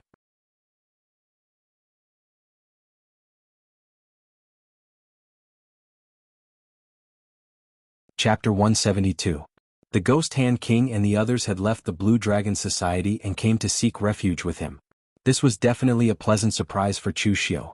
The Ghost Hand King and the others wanted to find a new place to settle down. Didn't Chu Xiu also need a group of powerful and reliable subordinates? To be honest, the people under Chu Xiu's current subordinates were just passable in terms of strength and reliability. Lu Qingli and Qin Fang's strength was barely passable, but they were both veterans in the Guanzhong torture room. They were rather slippery and liked to leave some leeway when doing things. Du Guangzhong was a bit better, but he was a bit inflexible and couldn't accomplish great things. The most important thing was that the three of them were threatened by Chu Xiu to join his subordinates. It was inevitable that they would have other thoughts in their hearts. Perhaps when Chu Xiu displayed absolute strength or when his own forces became stronger, these people would truly pledge their loyalty to Chu Xiu. But now Chu Xiu didn't think that they would be of one mind with him. Moreover, Chu Xiu wasn't too satisfied with the strength of the other constables and bailiffs. Perhaps because he was used to dealing with the killers of the Blue Dragon Society, in Chu Xiu's mind, only the killers of the Blue Dragon Society could be considered as the true elites. The constables of the Guanzhong torture room were best at solving cases and deducing the information of the killers based on various traces. In terms of pure killing methods, they weren't as good as the killers of the Blue Dragon Society. The arrival of the Ghost Hand King and the others could be considered to have completely made up for the combat strength of Chu Xiu's subordinates. It could actually make the strength of Chu Xiu's subordinates skyrocket. Chu Xiu said to the Ghost Hand King and the others, "Find a place to stay today. Tomorrow morning I'll send someone to pick you up and officially let you join the Guanzhong torture room." The strength of the Ghost Hand King and the others were in the innate, inner, and physical invulnerability realms. The positions that Chu Xiu could give them were only ordinary constables and bailiffs. Therefore, he had the right to appoint them without even needing Wei Juduan's consent. Tomorrow he just needed to introduce the Ghost Hand King and the others to the Jianzhou Inspector Hall, register their identities, and send them to the Guanxi Torture Hall for records and backup. In the end, Chu Xiu added, "All of you are considered to be newcomers. After you join the Jian Province's Inspector Hall tomorrow, it will be very easy for you to encounter some problems. When the time comes, you might need to display your strength." The Ghost Hand King smiled, "We know the rules. Not only in the Guanzhong torture room, but also in Jianzhou Inspector Master. Who would take you seriously if you were new here and had no strength?" This kind of thing happened to Chu Xiu when he first joined the Blue Dragon Society. Now it was their turn. On the morning of the second day, the entire patrol hall was discussing the matter of someone sneaking into the hall that night. However, before they could discuss further, Du Guangzhong and the others received news that a few of the pugilistic world's constables were to make a trip to the meeting hall. Chu Xiu had something to tell them. When Du Guangzhong and the others arrived at the conference hall, they were surprised to find that there were already 5 people sitting in the conference hall. There were both inner and physical invulnerability experts. Chu Xiu introduced, "These are my good friends from the Blue Dragon Society. Because of the internal strife of the Blue Dragon Society, they chose to leave the Blue Dragon Society. Now that they have nowhere to go, they are also preparing to join the Guanzhong torture room and appoint them as constables of the Jianzhou Inspector Hall. There are also more than 30 other people who will also join the Jianzhou Inspector Hall." Chu Xiu pointed at Du Guangzhong and the other 2 and said, "These 3 are the veteran constables of the Jianzhou Inspector Hall. Du Guangzhong, Lu Qingli and Qin Fang, we will be colleagues from now on. Now that we know each other, it will be easier for us to cooperate in the future." As soon as Chu Xiu said this, Du Guangzhong and the other 2 showed vigilance and resistance in their eyes. It was a good thing that the Jianzhou Inspector Hall became more powerful, but the sudden appearance of so many experts was not necessarily a good thing for them. Currently, they were in charge of most of the matters of the Jianzhou Inspector Hall, but now that so many people suddenly appeared, would they seize their authority? They naturally could not stop Chu Xiu from appointing anyone as constables of the Jianzhou Inspector Hall, but it did not mean that they would not express their opinions on this matter. Smiling, Lu Qingli said, "Since you're all friends of Exalted Chu and you're all from the Azure Dragon Society, I'm sure you're all very strong. With your addition, the power of the Jianzhou Inspector Hall will definitely increase greatly. This cup of tea is for you all, and I hope that you will take care of me in the future." As soon as he finished speaking, Lu Qingli suddenly swung his hand and made a gesture of offering tea. However, the earth energy in his body suddenly exploded in his hands, and the teacup directly flew out of his hand, blasting towards the Ghost Hand King and the others. As the teacup approached, the lid suddenly opened, and the tea wrapped in earth energy shot towards the Ghost Hand King and the others like a sharp arrow. Tanya took a step forward and waved with one hand. The speed was so fast that one could not even see the trajectory, but wisps of earth energy wrapped around the tea without leaving a trace, like a net, and sent the tea back into the teacup. Tanya took the teacup with ease and took a sip of tea, then said with a smile, "Thank you, Lord Lu. Actually, we should be the ones who need to take care of you." Seeing Tanya's casual action, Lu Qingli's expression suddenly became solemn. In front of Chu Xiu he did not dare to go too far, so just now he was just testing the other party. He wanted to let the tea splash on the other party, and make him look a little embarrassed. However, who would have thought that the other party would show such control of earth energy that even he was shocked. Although this degree of control of earth energy did not represent one's own strength, it also proved that the person in front of him was absolutely extraordinary. And at this time Yan Bugue, who had been silent all this time, took off the huge sword on his back, and casually placed it on the ground. This seemingly casual placing of the sword caused the ground to shake, as if there was an earthquake, but there was not the slightest crack on the ground. This move caused the expressions of Du Guangzhong and the others to change slightly. This move was even more direct than the control of earth energy that Tanya had shown just now. What Yan Bugue had shown was the control of strength. It was easy to lift something heavy as if it was light, but it was difficult to lift something light as if it was heavy. Yan Bugue's control of strength had already reached the point where he could control the weight of his strength freely. He could cause the earth to shake without damaging the ground. Now, if his sword were to slash at a piece of tofu, the tofu would not be damaged in the slightest, and the stone slabs or even iron slabs would shatter the tofu. Lu Qingli and the others looked at each other and did not say anything. At this point there was no longer a need to probe. As expected of an assassin from the Blue Dragon Society. Not to mention anything else, his strength was indeed the best among warriors of the same level, and this also gave them some pressure. In the past they were the only ones under Chu Xiu. Although it could not be said that they were slacking, at least they did not feel any pressure because other than them Chu Xiu also had no one else he could use. But now, these people from the Blue Dragon Society had come, and they were even old acquaintances of Chu Xiu. They were no longer the only ones. Looking at the people on both sides below, Chu Xiu did not directly state his position. It was good for his subordinates to have disagreements and competition, but it was taboo to be in harmony or a pool of stagnant water. Of course, he would not be as stupid as the Heaven Sin branch leader, who would deliberately provoke his subordinates and deliberately divide them. That was purely looking for death. Looking at the people below, Chu Xiu said in a deep voice, "All right, stop probing each other. Because the Ghost Hand King and the others have just arrived, they will not directly manage the affairs of the patrol hall. They are not familiar with it and they do not understand it. Therefore, I will be in charge of it for the time being." Hearing Chu Xiu's words, Du Guangzhong and the others let out a long sigh of relief. However, Chu Xiu continued, "It is just that the people under me, Chu Xiu, do not look at qualifications, only strength. Right now, the power of my Jianzhou Prefecture's patrol hall has greatly increased, and the demand has also greatly increased. It is time to do something. Whether it is the cultivation resources or the power in my hands, I will not directly give them to you. Instead, you will have to fight for them yourselves. Whoever has the ability will be promoted. It is simple, direct, and fair. Isn't that right?" Du Guangzhong and the others immediately stood up and cupped their hands, saying, "Yes, sir." As long as Chu Xiu did not show favoritism and directly competed with the people of the Blue Dragon Society, they were not afraid. The killers of the Blue Dragon Society were indeed the elites of the elites, but the martial artists of the Guangzhong torture room were not bad either. Moreover, this was the Guangzhong torture room. These people from the Blue Dragon Society had just arrived, so they were definitely not as familiar with the place. In this place, killing people was not the only thing that could solve everything. Chu Xiu said in a deep voice, "Old Du, bring some people to the Jianzhou Prefecture and send invitations to all the local martial arts forces. 3 days later at noon, I will invite them to a banquet in the Jianzhou Prefecture's Phoenix Cry restaurant. Let the masters of each force come in person. Of course, it is fine if they do not come, but let them imagine the consequences themselves." Du Guangzhong and the others nodded when they heard this. They had already expected this. The Jianzhou Prefecture's Inspector Hall had already established its prestige in the Jianzhou Prefecture, and this prestige was built on the premise that the Jiang family was exterminated. Normally, after the Jiang family was exterminated, these local martial arts forces should have come to visit the Jianzhou Prefecture. However, because Chu Xiu was a little too aggressive in the Jiang family's extermination, these sects and aristocratic families were a little conflicted, so they did not come. Since they did not come, Chu Xiu could only take the initiative to take action.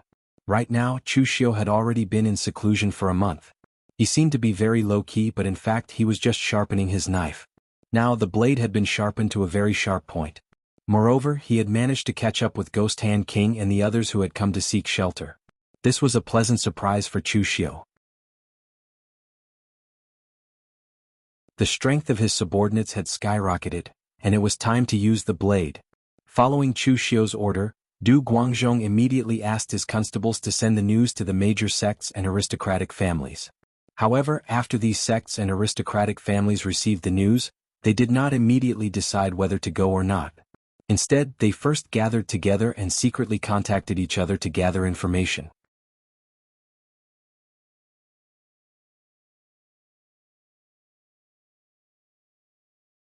Chapter 173. There were more than 10 small cities in Jianzhou Prefecture, and there were dozens of martial arts forces among them. However, those that could stand on the stage had at least a physical invulnerability realm martial artist in charge. There were about 12 or 3 such martial arts forces, and their strength was not too weak. In the past, the Guangzhong torture room was weak, but it did not mean that the local martial arts forces in Jianzhou Prefecture were weak. The Jiang family was one of the top martial forces in Jianzhou Prefecture, but they were destroyed by Chu Xiu without hesitation some time ago. This made the other martial arts forces in Jianzhou Prefecture angry but also a little afraid. They could not help but recall some memories hidden in the bottom of their hearts. In the past, when Guan Xiu had just taken over the Guangzhong torture room, outsiders said that he was impartial and merciless. He even crippled and killed his own disciples. However, it was important to note that this was only how Guan Xiu treated his own people. He was already so harsh to his own people, so how could he show mercy to outsiders? In the past, when Guan Xiu had just taken over the Guangzhong Punishment Hall, she had killed many people and destroyed many sects in order to stabilize the order of the Guangzhong Punishment Hall.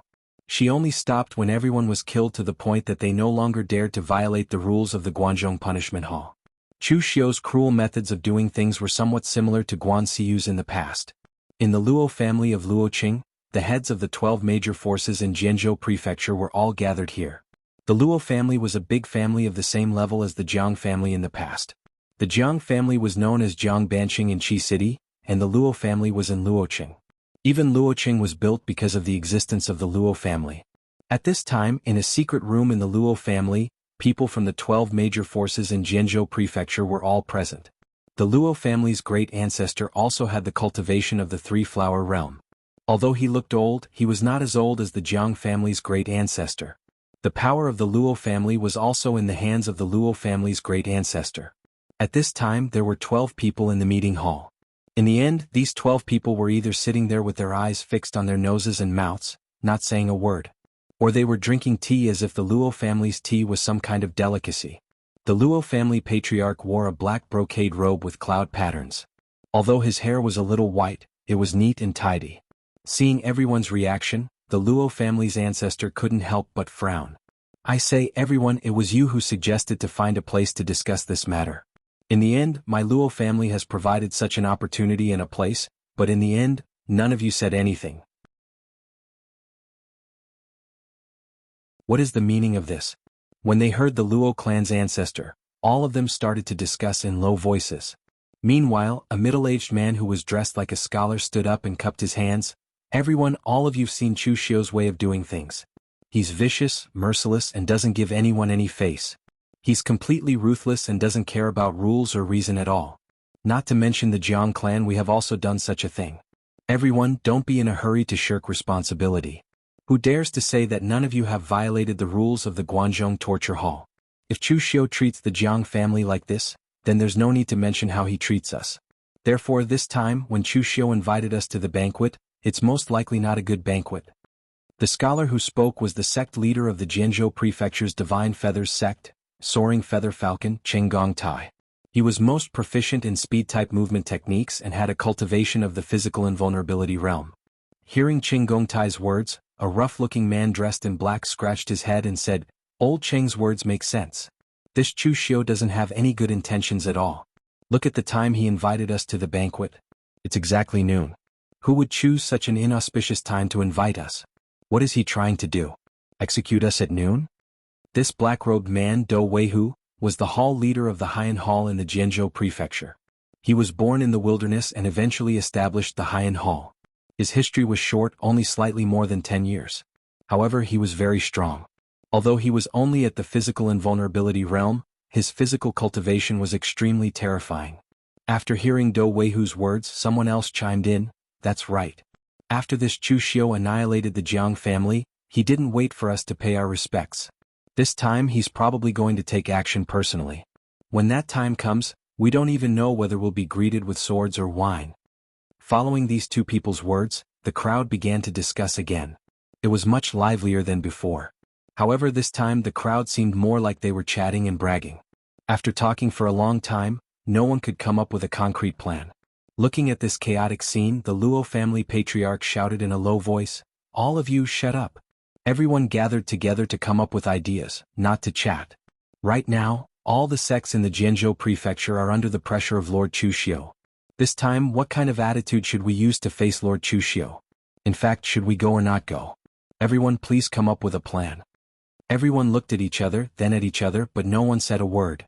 In the end, Do Weihu from the Haiyan Hall sneered and said, "You guys are too cowardly. What's there to discuss about this?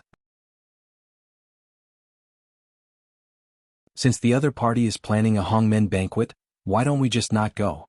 No matter how domineering Chu Xiu is, he can't attack us just because we don't go to the banquet. It's true that a martial arts faction can't stop the Jianzhou prefecture's inspector hall. However, what if all the martial arts factions in the Jianzhou prefecture unite together? I don't believe that Chu Xiu would dare to force us all to rebel." The people from the martial arts factions all nodded. What Do Weihu said made sense. Guanzhong was not the chaotic land of the past. Now there were still rules. Chu Xiu could be domineering, but he could not run amok. If he dared to force all the martial arts factions in the Jianzhou prefecture to rebel, this matter would definitely alarm the headquarters. At that time, Chu Xiu would definitely not be able to bear the consequences. This matter was no longer something that Wei Juduan could suppress. However, after discussing for a long time, they still could not come to a conclusion. In the end, they could not even come to a conclusion on whether they should accept Chu Xiu's invitation to attend the banquet 3 days later. In the end, everyone could only leave with their own thoughts. After everyone left, the Luo family patriarch rubbed his eyebrows tiredly. A few martial artists from the core generation of the Luo family walked out. One of them asked, "Patriarch, have you come to a conclusion?" The Luo family patriarch snorted coldly when he heard that and said, "Come to a fart." Even at this point, this bunch of idiots still have their own plans. Everyone has their own schemes in their hearts. Without a knife to their necks, it's impossible to join forces. If my Luo family really joins forces with this bunch of idiots, I'm afraid we'll die even faster. Then, are we going or going out on Chu Xiu's invitation this time? The martial artist asked. The Luo family patriarch said indifferently, "Of course we're going. Why not? The shot shoots the bird that sticks out. The Jiang family has already taken care of this bird that sticks out. My Luo family naturally can't be the second. Let's see. When the time comes, we just need to see this Chu Xiu's attitude and act according to the crowd."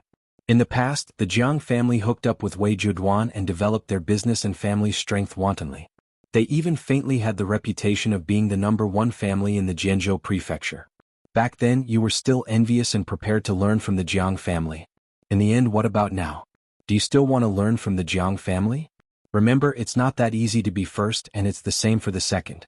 So, our Luo family doesn't seek to be first or second. We just want to be third or fourth. That way we can live longer. The martial artists of the Luo family all nodded. At the moment, the power of the Luo family was still in the hands of the Luo family patriarch. As long as the patriarch said something, regardless of whether they understood it or not, they just needed to remember it.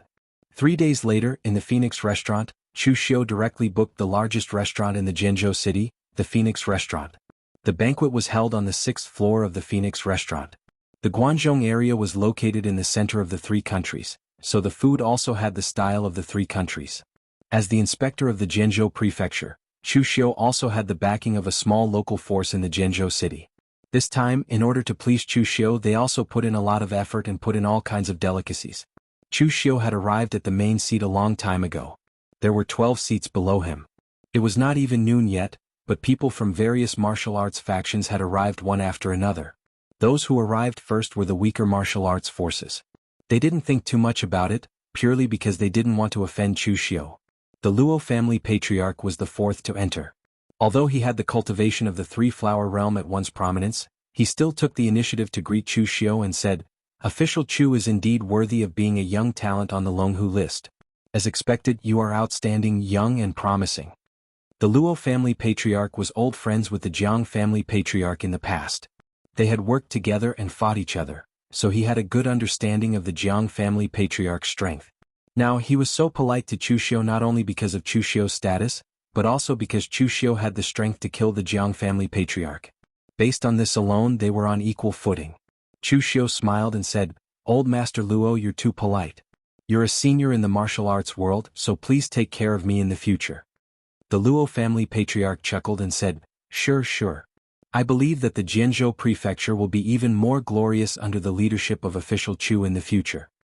As the two of them pretentiously flattered each other, many people from other martial arts forces also arrived one after another. Chen Gongtai of the Divine Feather sect, who previously said that Chu Xiu was up to no good, came, and so did Do Weihu of the Haiyan Hall. Seeing Do Weihu walk in, the rest of the people cursed in their hearts. This boor looked rough, but in reality he was the most scheming. Back when they were at the Luo family patriarch, Do Weihu said that Chu Xiu's banquet was a trap and that he wouldn't come. In the end, didn't he come obediently? If there was really an idiot who listened to Do Weihu and didn't come, then that person would really stand out. At that time he would probably become Chu Xiu's primary target.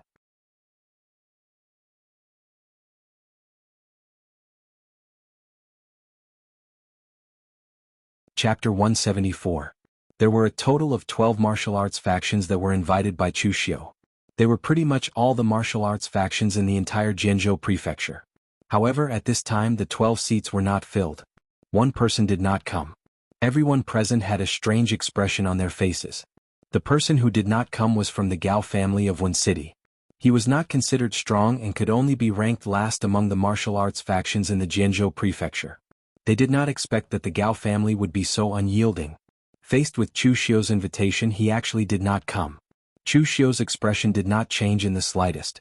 After noon, when the person still did not arrive, Chu Xiu said directly, "Remove the seat." Hearing Chu Xiu's words, a small constable immediately walked over and removed the seat. Looking at everyone present, Chu Xiu smiled and said, "Since I took over the Zhenzhou Prefecture Inspector Hall, this is the first time I have met all of you face to face. Therefore I would like to propose a toast to all of you." Just as Chu Xiu picked up his wine cup, a middle-aged martial artist wearing a blue brocade robe suddenly walked in from outside.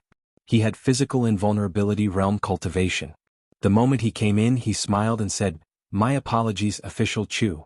Maiwan City is a little far from Zhenzhou City, so I am late. Please forgive me, official Chu." Chu Xiu put down his cup and sized up the Gao family master. He said calmly, "Late?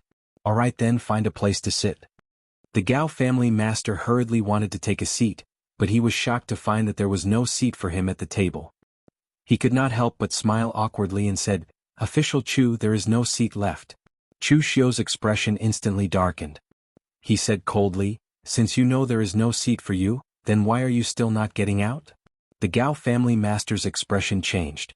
"Official Chu, what do you mean by this? I only came a little late. Are you not going to give me face?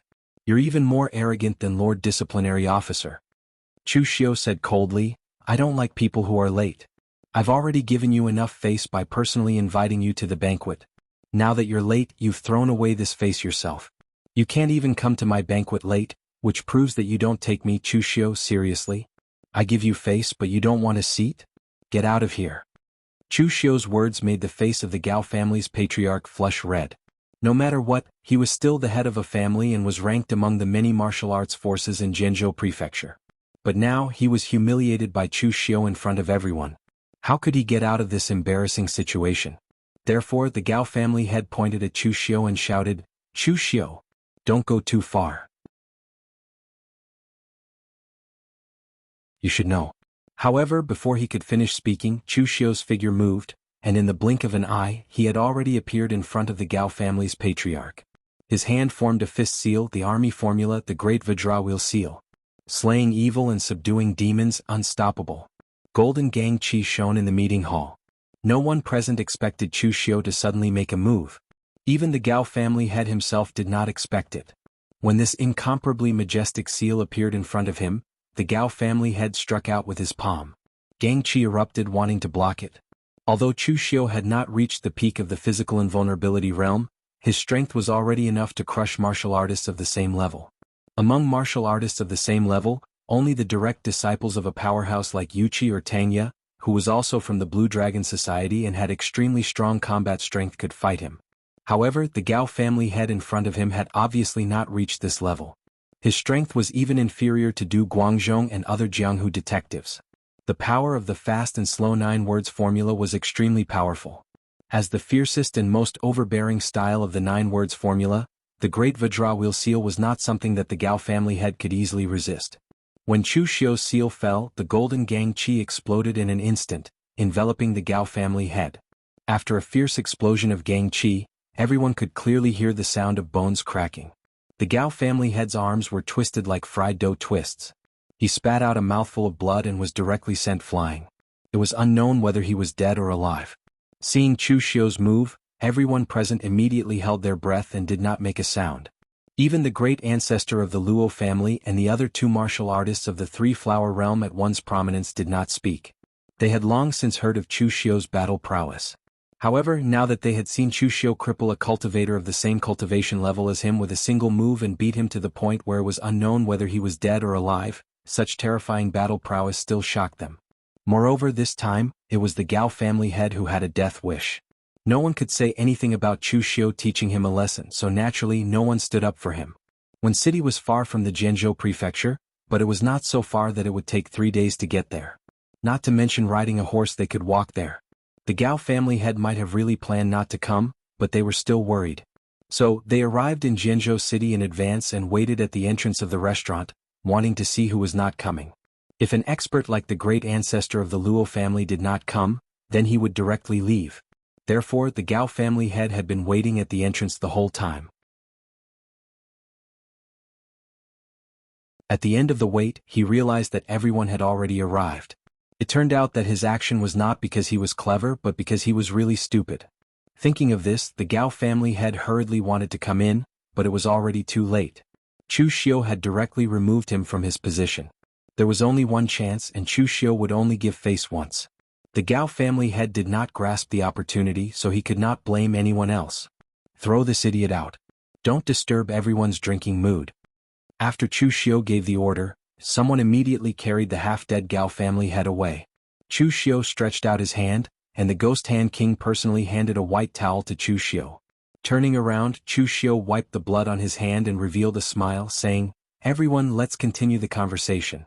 Don't let the disturbance of an idiot spoil our mood." Picking up the wine cup, Chu Xiu said, "As I said, this cup of wine is to everyone." As soon as he finished speaking, Chu Xiu drank the wine in his cup. The others did the same. With the previous example, no one dared to not give face to Chu Xiu now. Then Chu Xiu continued, "This second cup of wine is to the Guangzhong torture room. Guangzhong is located between 3 countries. Everyone can look at the history. Throughout history, which place like this has not been extremely miserable, covered in the flames of war all day long? The Guangzhong torture room's contributions cannot go unnoticed for all of you to be able to live so comfortably now. Therefore this second cup is to the Guangzhong torture room." Chu Xiu had spoken in such a dignified manner, so everyone did not say anything. They all drank a cup of wine in unison. Pouring the wine in front of them to the brim, Chu Xiu said, "As for the third cup, there's no hurry to drink it. It won't be too late to drink it after the discussion." Everyone present looked at each other. The main show had finally come. What exactly Chu Xiu wanted to do would be revealed now. Looking at the people present, Chu Xiu said in a low voice, "The Guangzhong area is connected to 3 countries. Although the punishment hall does not allow smuggling, I believe that everyone here has done it many times. You must have earned a lot, right? The expressions of everyone present immediately changed. This was the unspoken rule of the Guangzhong area. In the Guangzhong area, which martial arts faction had done this kind of thing openly or secretly? The only difference was that some people did it more and some people did it less. But no matter how many, it was somewhat inappropriate to say such things in broad daylight. Therefore, just as everyone wanted to say something, they were stopped by Chu Xiu. Chu Xiu said lightly, "Everyone, we are all on the same side now, so there is no need to be secretive. I, Chu Xiu, am different from the previous inspector Fang Jingyuan. I'm actually very easy to talk to. Only by making things convenient for others can it be convenient for myself. In this world, power, fame, beauty, or wealth is what everyone strives for. It's not shameful to follow one's heart's desires and desires. The martial arts world in Guangzhong had never been orthodox, but it was not evil either. Now that Chu Xiu had said it so openly, they were still not used to it. Chu Xiu continued, "Right now, all the smuggling businesses in Jianzhou Prefecture are controlled by you, so what you have is wealth. As the inspector of Jianzhou Prefecture, what I have is power. With the two combined, we will definitely be able to obtain more than what we have now.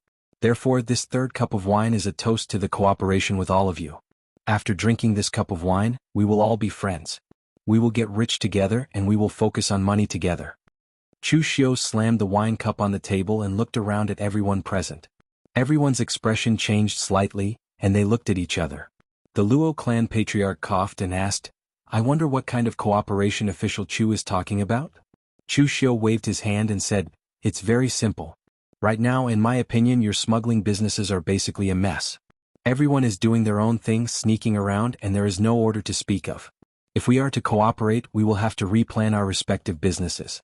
For example, the Luo clan will only deal in minerals, the Divine Feathers sect will deal in elixirs, and the Haiyan Hall will deal in weapons.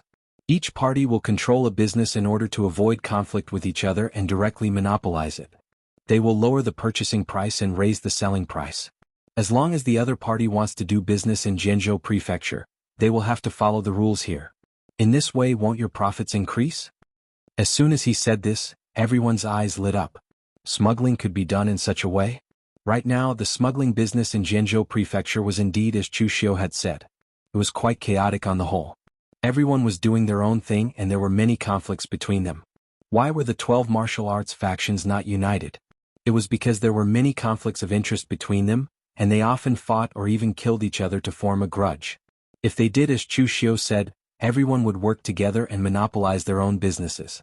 This could indeed prevent such a situation from happening, and this method would also have great benefits both internally and externally.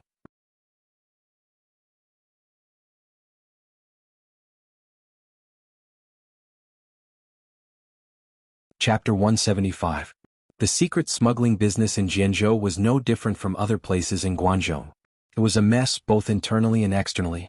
If they worked together, they could lower the purchase price and then raise the selling price just like Chu Xiu had said. At present, most of the caravans from the 3 countries in Guangzhou had rushed to Guangzhou and sold the contraband they carried to the local gangsters for them to hide. In this way they could avoid being discovered by the people in the Guangzhou torture room. In the past, these smuggled contraband did not have a fixed price. The foreign merchants would quote a price, and the local martial arts forces would buy it. If the price was too low, the foreign merchants would just go to other forces. Similarly, these martial arts forces could also sell some smuggled contraband goods to other places after purchasing them. The price could not be too expensive, otherwise, people could just look for other aristocratic families. In any case, there were more than 10 martial arts forces in Jianzhou Prefecture. If they did as Chu Xiu said, they could lower the price to the extreme and raise it to the extreme. At that time, their income could really double. Of course, no matter if they lowered or raised it, it could not be too exaggerated. Otherwise, the foreign merchants were not idiots. At worst, they could just leave for a while and go to other prefectures to trade. At this time, everyone present was thinking about how many times their income could be multiplied if they did as Chu Xiu said. Only the Luo family's patriarch asked first, "Official Chu, we have seen the benefits you mentioned. What do you want from us by doing this?" Chu Xiu glanced at the Luo family's patriarch and said slowly, "I said now I have the power and you have the money. What I want is naturally money. As a warrior, all kinds of cultivation resources are bought with money. Also, it's time for my brothers in the Jianzhou Prefecture's inspector to start eating. After you and I cooperate, I will send people into your families. They will not interfere with your business, only your income. From then on, 20% of your income will be mine. As soon as he said that, the crowd burst into an uproar. They looked at Chu Xiu as if they had seen a ghost. Previously, they had heard that Chu Xiu was extremely greedy when dealing with the Jiang clan. It could be said that he was an exorbitant person, asking for a tenth of the Jiang clan's assets. Now that they saw it, Chu Xiu's appetite was really big. This time he didn't ask for the family's assets, but directly asked for 20% of their business. The family property was given to them in a lump sum, but the 20% of the business income had to be exploited. How could they tolerate this? The Heavenly Feather Sect's Qing Gong Tai immediately stood up and said, "Official Chu, you want 20% of our business right off the bat. What? Just based on that idea of yours? Isn't this a little too much?" Chu Xiu spun the wine glass in his hand and said faintly, "That idea was just a gift from me. The more money you guys earn, the more I'll earn. As for why I want 20% of your income, I've already made it very clear before. You guys have the money, but I have the power." As Chu Xiu raised his head and looked at Qing Gong Tai, a cold and gloomy aura blew over, causing Qing Gong Tai to shiver. "Don't forget what kind of place this is. There are some businesses that you can only do if I let you do it. If I don't let you do it, you won't even get a single copper coin." Everyone looked at Chu Xiu. It was only now that they had witnessed Chu Xiu's tyranny. On the surface, it was a cooperation between the two parties, with Chu Xiu taking 20% of the income. However, after hearing Chu Xiu's words, they finally understood that the so-called 20% of the income was simply a protection fee. If they handed over 20% of the income, they could openly carry out the smuggling business in the Jianzhou prefecture and form a monopoly. Chu Xiu, the patrol inspector, would protect them. However, if they didn't hand over the income, the Jiang family's fate was already in front of everyone. They would be directly charged with a crime, and without any evidence, they would be directly destroyed. Chu Xiu looked at the people in front of him, raised the wine glass in his hand and said faintly, "This glass of wine is a toast to all of you. Drink it and our cooperation will be considered to have begun. You can choose for yourselves." Everyone present looked at each other, but no one raised their glasses. 20% of the income sounded simple, but it was like cutting off their own flesh. Who wouldn't feel the pain of cutting off their own flesh? Moreover, this piece of flesh would be cut off for a lifetime. Although the income described by Chu Xiu seemed to be very attractive, who would be willing to cut off their own flesh like this before seeing a certain amount of income?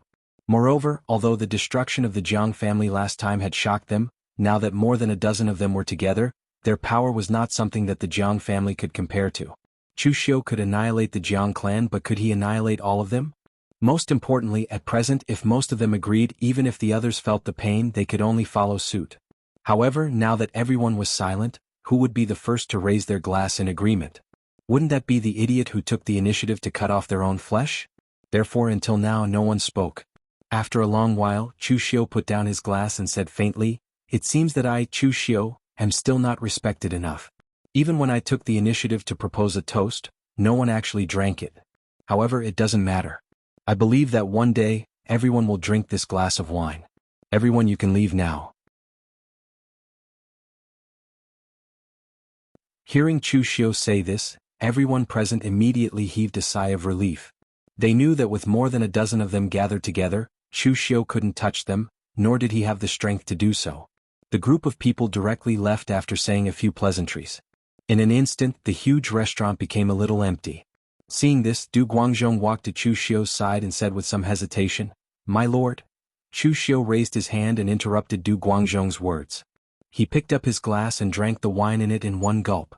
A cold light appeared in his eyes as he said, "Since you refuse a toast, you will drink a forfeit." Majesty was always more memorable than Shinis, and this was the case no matter where it was. Most people only learned to eat and not to be beaten. Only when they were beaten to the point of pain and fear would they learn.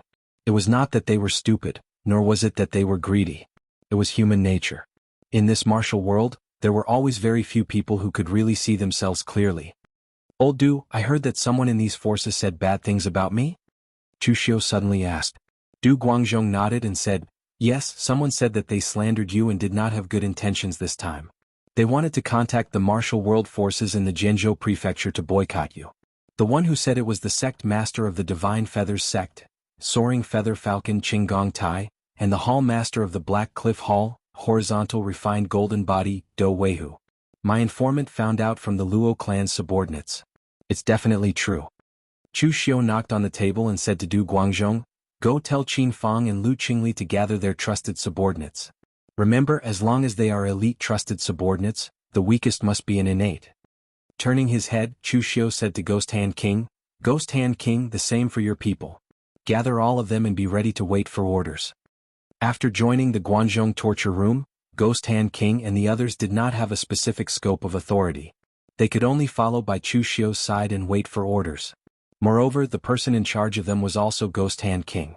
Yen Bugui was not good at managing these things, while Tanya found it troublesome and did not care about these small powers. Therefore these things were still managed by Ghost Hand King. Anyway, he was not weak. Most importantly, he was the most prestigious among the assassins from the Blue Dragon Society.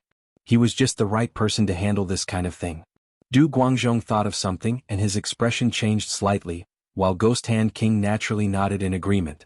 He had done this kind of thing many times in the Blue Dragon Society. Ghost Hand King was already used to it. In fact, if they were strong enough, Ghost Hand King would have killed all of them. In his opinion, they were just a bunch of shameless people. After these martial arts forces left, Chu Xiu's elite subordinates gathered. There were close to 100 martial artists above the innate realm. This number could not be compared to any martial arts force in the Jianzhou prefecture. Let's do it. Take a stroll around the Divine Feathers sect and let some people know that it is necessary to control their mouths. After Chu Xiu gave the order, his subordinates immediately started moving. They secretly concealed their tracks and headed towards the mountain gate where the Divine Feathers sect was located. When Chu Xiu made his move, Qinggong Tai, the sect master of the Divine Feathers sect, had already returned to the sect. He had never been interested in Chu Xiu's overbearing way of doing things. This time, when he heard Chu Xiu say that he wanted 20% of their profits, he was the first to stand up and refute. Moreover, there was one thing that he did not say about Chu Xiu's conditions. He could see through Chu Xiu's ambition from Chu Xiu. He had sent people to the sects to supervise their accounts and control their financial lifelines. It would be fine if it was only for a short period of time. However, if it was too long, Chu Xiu would really become the emperor of all the sects in the Jianzhou prefecture. This was something that Qinggong Tai absolutely could not tolerate. He did not know if others had seen through Chu Xiu's wild ambition, but he had seen through it. Qinggong Tai was also prepared to tell the other sects about Chu Xiu's wild ambition and let all the martial arts forces in the Jianzhou prefecture unite to resist Chu Xiu. At the same time, they could also cooperate with him. Although Chu Xiu had revealed his wild ambition this time, the idea he proposed was really good. In the past, the martial arts forces in the Jianzhou prefecture not only fought on their own, but also had friction with each other. If they really united as Chu Xiu suggested, each monopolizing a business, lowering the purchase price and raising the selling price, the income of the sects would definitely increase beyond their imagination. Without Chu Xiu, their business could still continue. Why did they have to make an emperor of their own? With this thought, Qinggong Tai revealed a proud smile on his face. He immediately prepared to let his disciples inform the other sects to come to the Divine Feathers sect for a discussion. However, at this moment, a disciple hurriedly pushed the door open and said in panic, "Master! Bad news. The people from the Jianzhou Prefecture's Inspector Hall have surrounded our mountain gate."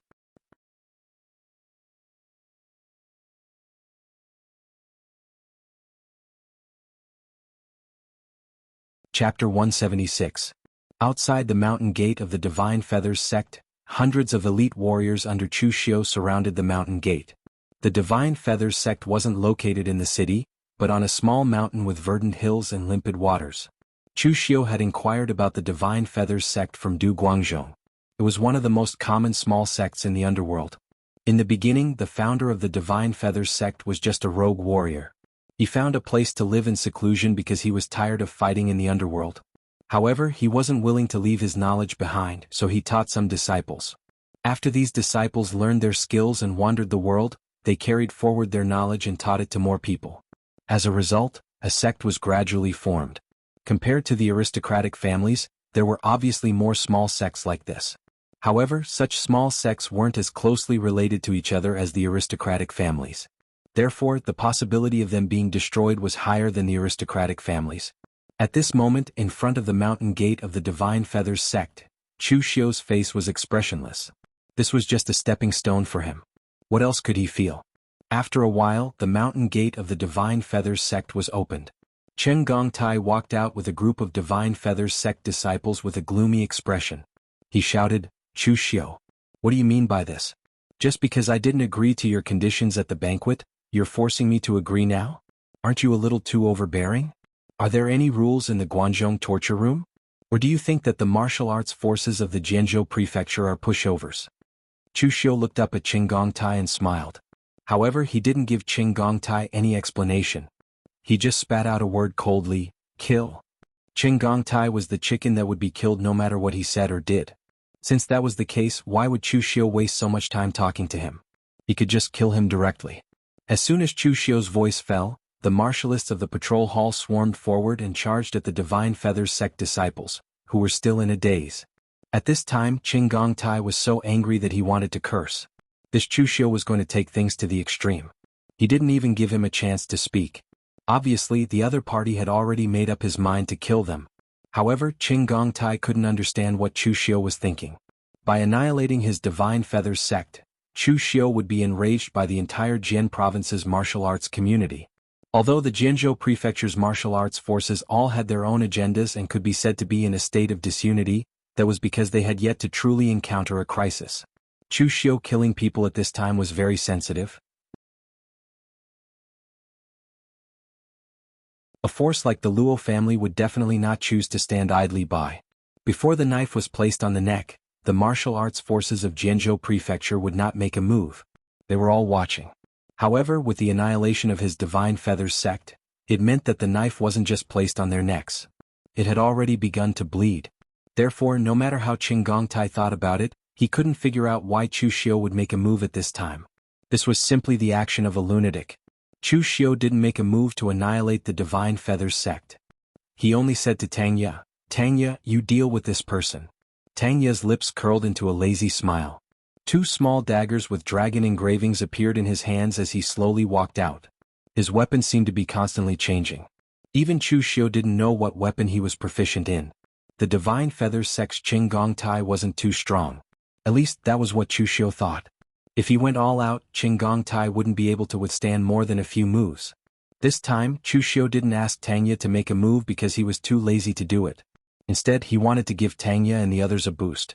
He wanted to let Du Guangzhong and the others see the true strength of Tang Ye and the others, and see if they could stand on equal footing with them. This wasn't because Chu Xiu was deliberately biased towards Tang Ye and the others.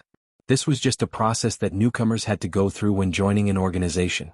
For example, when Chu Xiu had first joined the Blue Dragon Society, he had destroyed the Yu family and completed a level 5 mission alone. Only then did he gain the recognition of the other assassins of the Blue Dragon Society. Now this was why Chu Xiu asked Tang Ye to make a move. He wasn't as narrow-minded as the guilty branch leader. He didn't have many subordinates in the first place, so it was meaningless to let them waste their energy on this kind of internal strife. It was better to let them quickly see the strength of the other party, so that he could have a baseline and didn't have to test the waters. At this time, when Qin Gongtai saw that the person who made a move wasn't even Chu Xiu himself, he couldn't help but feel his blood boil. This time, Chu Xiu had personally led his men to destroy the Yu family. But in the end, Chu Xiu didn't make a move. Instead, he let one of his subordinates, a constable that he hadn't even seen before, fight him. What was the meaning of this? Was he saying that he didn't have the qualifications to fight him? Facing the murderous intent of exterminating his entire clan, and still being humiliated like this, Qin Gongtai's eyes turned red with anger. His figure flashed, and with a flash of white light, he leaped into the air, like a rainbow piercing through the sun. A small, slender sword appeared in his hand, and he slashed towards Tang Ye with a chilling aura. The Divine Feather sect's special skill was their movement technique, the Flying Feather 12 forms. This movement technique allowed the user to display extreme speed, especially in close combat. Some people didn't even see his figure before they were struck by his sword several times. His nickname was Fluttering Feather Falcon, which was a description of his agility and the lightning-fast momentum of an eagle. In the face of Qin Gongtai's sword, Tang Ye still had that slightly mocking smile on his face. His body suddenly moved when the sword was about to reach him. Like a swimming dragon, he easily slid behind Qin Gongtai. A sharp aura erupted from the two dragon-patterned daggers. Like a flurry of blades, he crazily slashed at Qin Gongtai. Qin Gongtai jumped in fright at this moment. He was a person who excelled in speed. He didn't expect to see someone faster than him today. Chen Gongtai flipped the sword in his hand and whistled down like an eagle soaring through the sky. Violent astral energy erupted, meeting Tang Ye's daggers. But he was shocked to find that the opponent's strength was actually greater than his, and he was forced to retreat. Both of them were experts in movement techniques, and their attacks were also extremely fast. So when they started fighting, Du Guangzhong and the others couldn't even see their movements clearly. The only thing they knew was that Tang Ye was currently suppressing Chen Gongtai. For an assassin of Tang Ye's level, he had killed more than 1 or 2 targets of Chen Gongtai's strength. He didn't feel the slightest pressure at all. Chen Gongtai was fast, but Tang Ye was even faster. His agility was like a swimming dragon, and his sneak attacks were like a ghost. He directly forced Chen Gongtai to the extreme. After a dozen moves, Chen Gongtai's body was already bleeding. Chen Gongtai gritted his teeth. He was still puzzled. When did the Jinzhou Prefecture's Inspector Hall have such a troublesome person? This speed was simply terrifying and strange to the extreme. Chen Gongtai roared angrily, and astral energy erupted from his body, temporarily forcing Tang Ye to retreat. At this time, the thin sword in his hand strangely broke into 7 pieces. It looked like a sword thrust, but in fact, it was like 7 flying daggers attached with incomparably sharp astral energy. They went straight for the vital acupoints of Tang Ye's body. This move could be said to be Chen Gongtai's trump card. It wasn't a legacy technique of his Divine Feathers sect, but a hidden weapon technique that he had accidentally obtained from a secret box in the past. It was called the 7-sword soul chasing. The body of the sword must be specially forged. At a critical moment, as long as a specific astral energy was used, the sword could be broken into 7 flying daggers and slashed at the opponent. This move was very useful in a sudden attack. After all, no one would have thought that a sword that was supposed to stab forward would turn into a hidden weapon halfway through. Chen Gongtai rarely used this move, but every time he used it, it meant that he was ready to kill. Looking at the 7 dagger-like broken swords stabbing towards him, Tang Ye's mouth could not help but reveal a mocking smile. The 2 dragon-patterned daggers in his hands disappeared, but as his hands danced, everyone could see wisps of golden light bursting out from his hands. No one present could see what the golden light was. Only Chu Xiu saw it clearly. It was the Dragon Tail Soul Chasing Dart that Tang Ye had been playing with, and it was 24 Dragon Tail Soul Chasing Dart. 24 Dragon Tail Soul Chasing Dart in an instant. As Tang Ye's hands danced, the 24 Dragon Tail Soul Chasing Dart directly turned into a large net with the support of astral energy, enveloping Chen Gongtai. In the blink of an eye, the 7 broken swords were blown away. No matter how fast Chen Gongtai's movement technique was, he couldn't escape from such a dense net of daggers. In an instant, everyone could only see a flower of blood blossoming in the net of daggers. There wasn't even a scream. The 24 Dragon Tail Soul Chasing Dart neatly formed a circle on the ground, and in the middle of the circle was a pile of minced meat that looked like it had been thrown into a meat grinder. Such a terrifying and bloody scene made the constables who came from the Guangzhong torture room turn pale. As constables, what they had seen the most was corpses, all kinds of corpses. But the scene before them could no longer be called corpses. It was simply a scene of dismembered corpses. Even Du Guangzhong and the others couldn't accept this scene. Looking at the pile of minced meat, Tang Ye spat out 2 words indifferently: trash. No one knew whether Tang Ye was referring to Chen Gongtai's strength as trash or the opponent's hidden weapon technique, which could only be achieved through sneak attacks, as trash. With a wave of his hand, astral energy swept out and the Dragon Tail Soul Chasing Dart on the ground were put into Tang Ye's sleeve. No one knew if he had a secret space box or if there was something else hidden in his wide sleeve. He walked back slowly. This time the constables looked at Tang Ye differently. There was even a hint of fear in their eyes as they involuntarily moved away. You're tuning in to the Han Li's Wuxia Chronicles YouTube channel. We're so grateful for your support, and don't forget to subscribe to join us on this incredible journey through captivating stories. Your generosity through donations truly makes a world of difference, as it's the primary source of revenue that allows me to expand and enhance this channel for you. Thank you from the bottom of my heart for being a part of this adventure.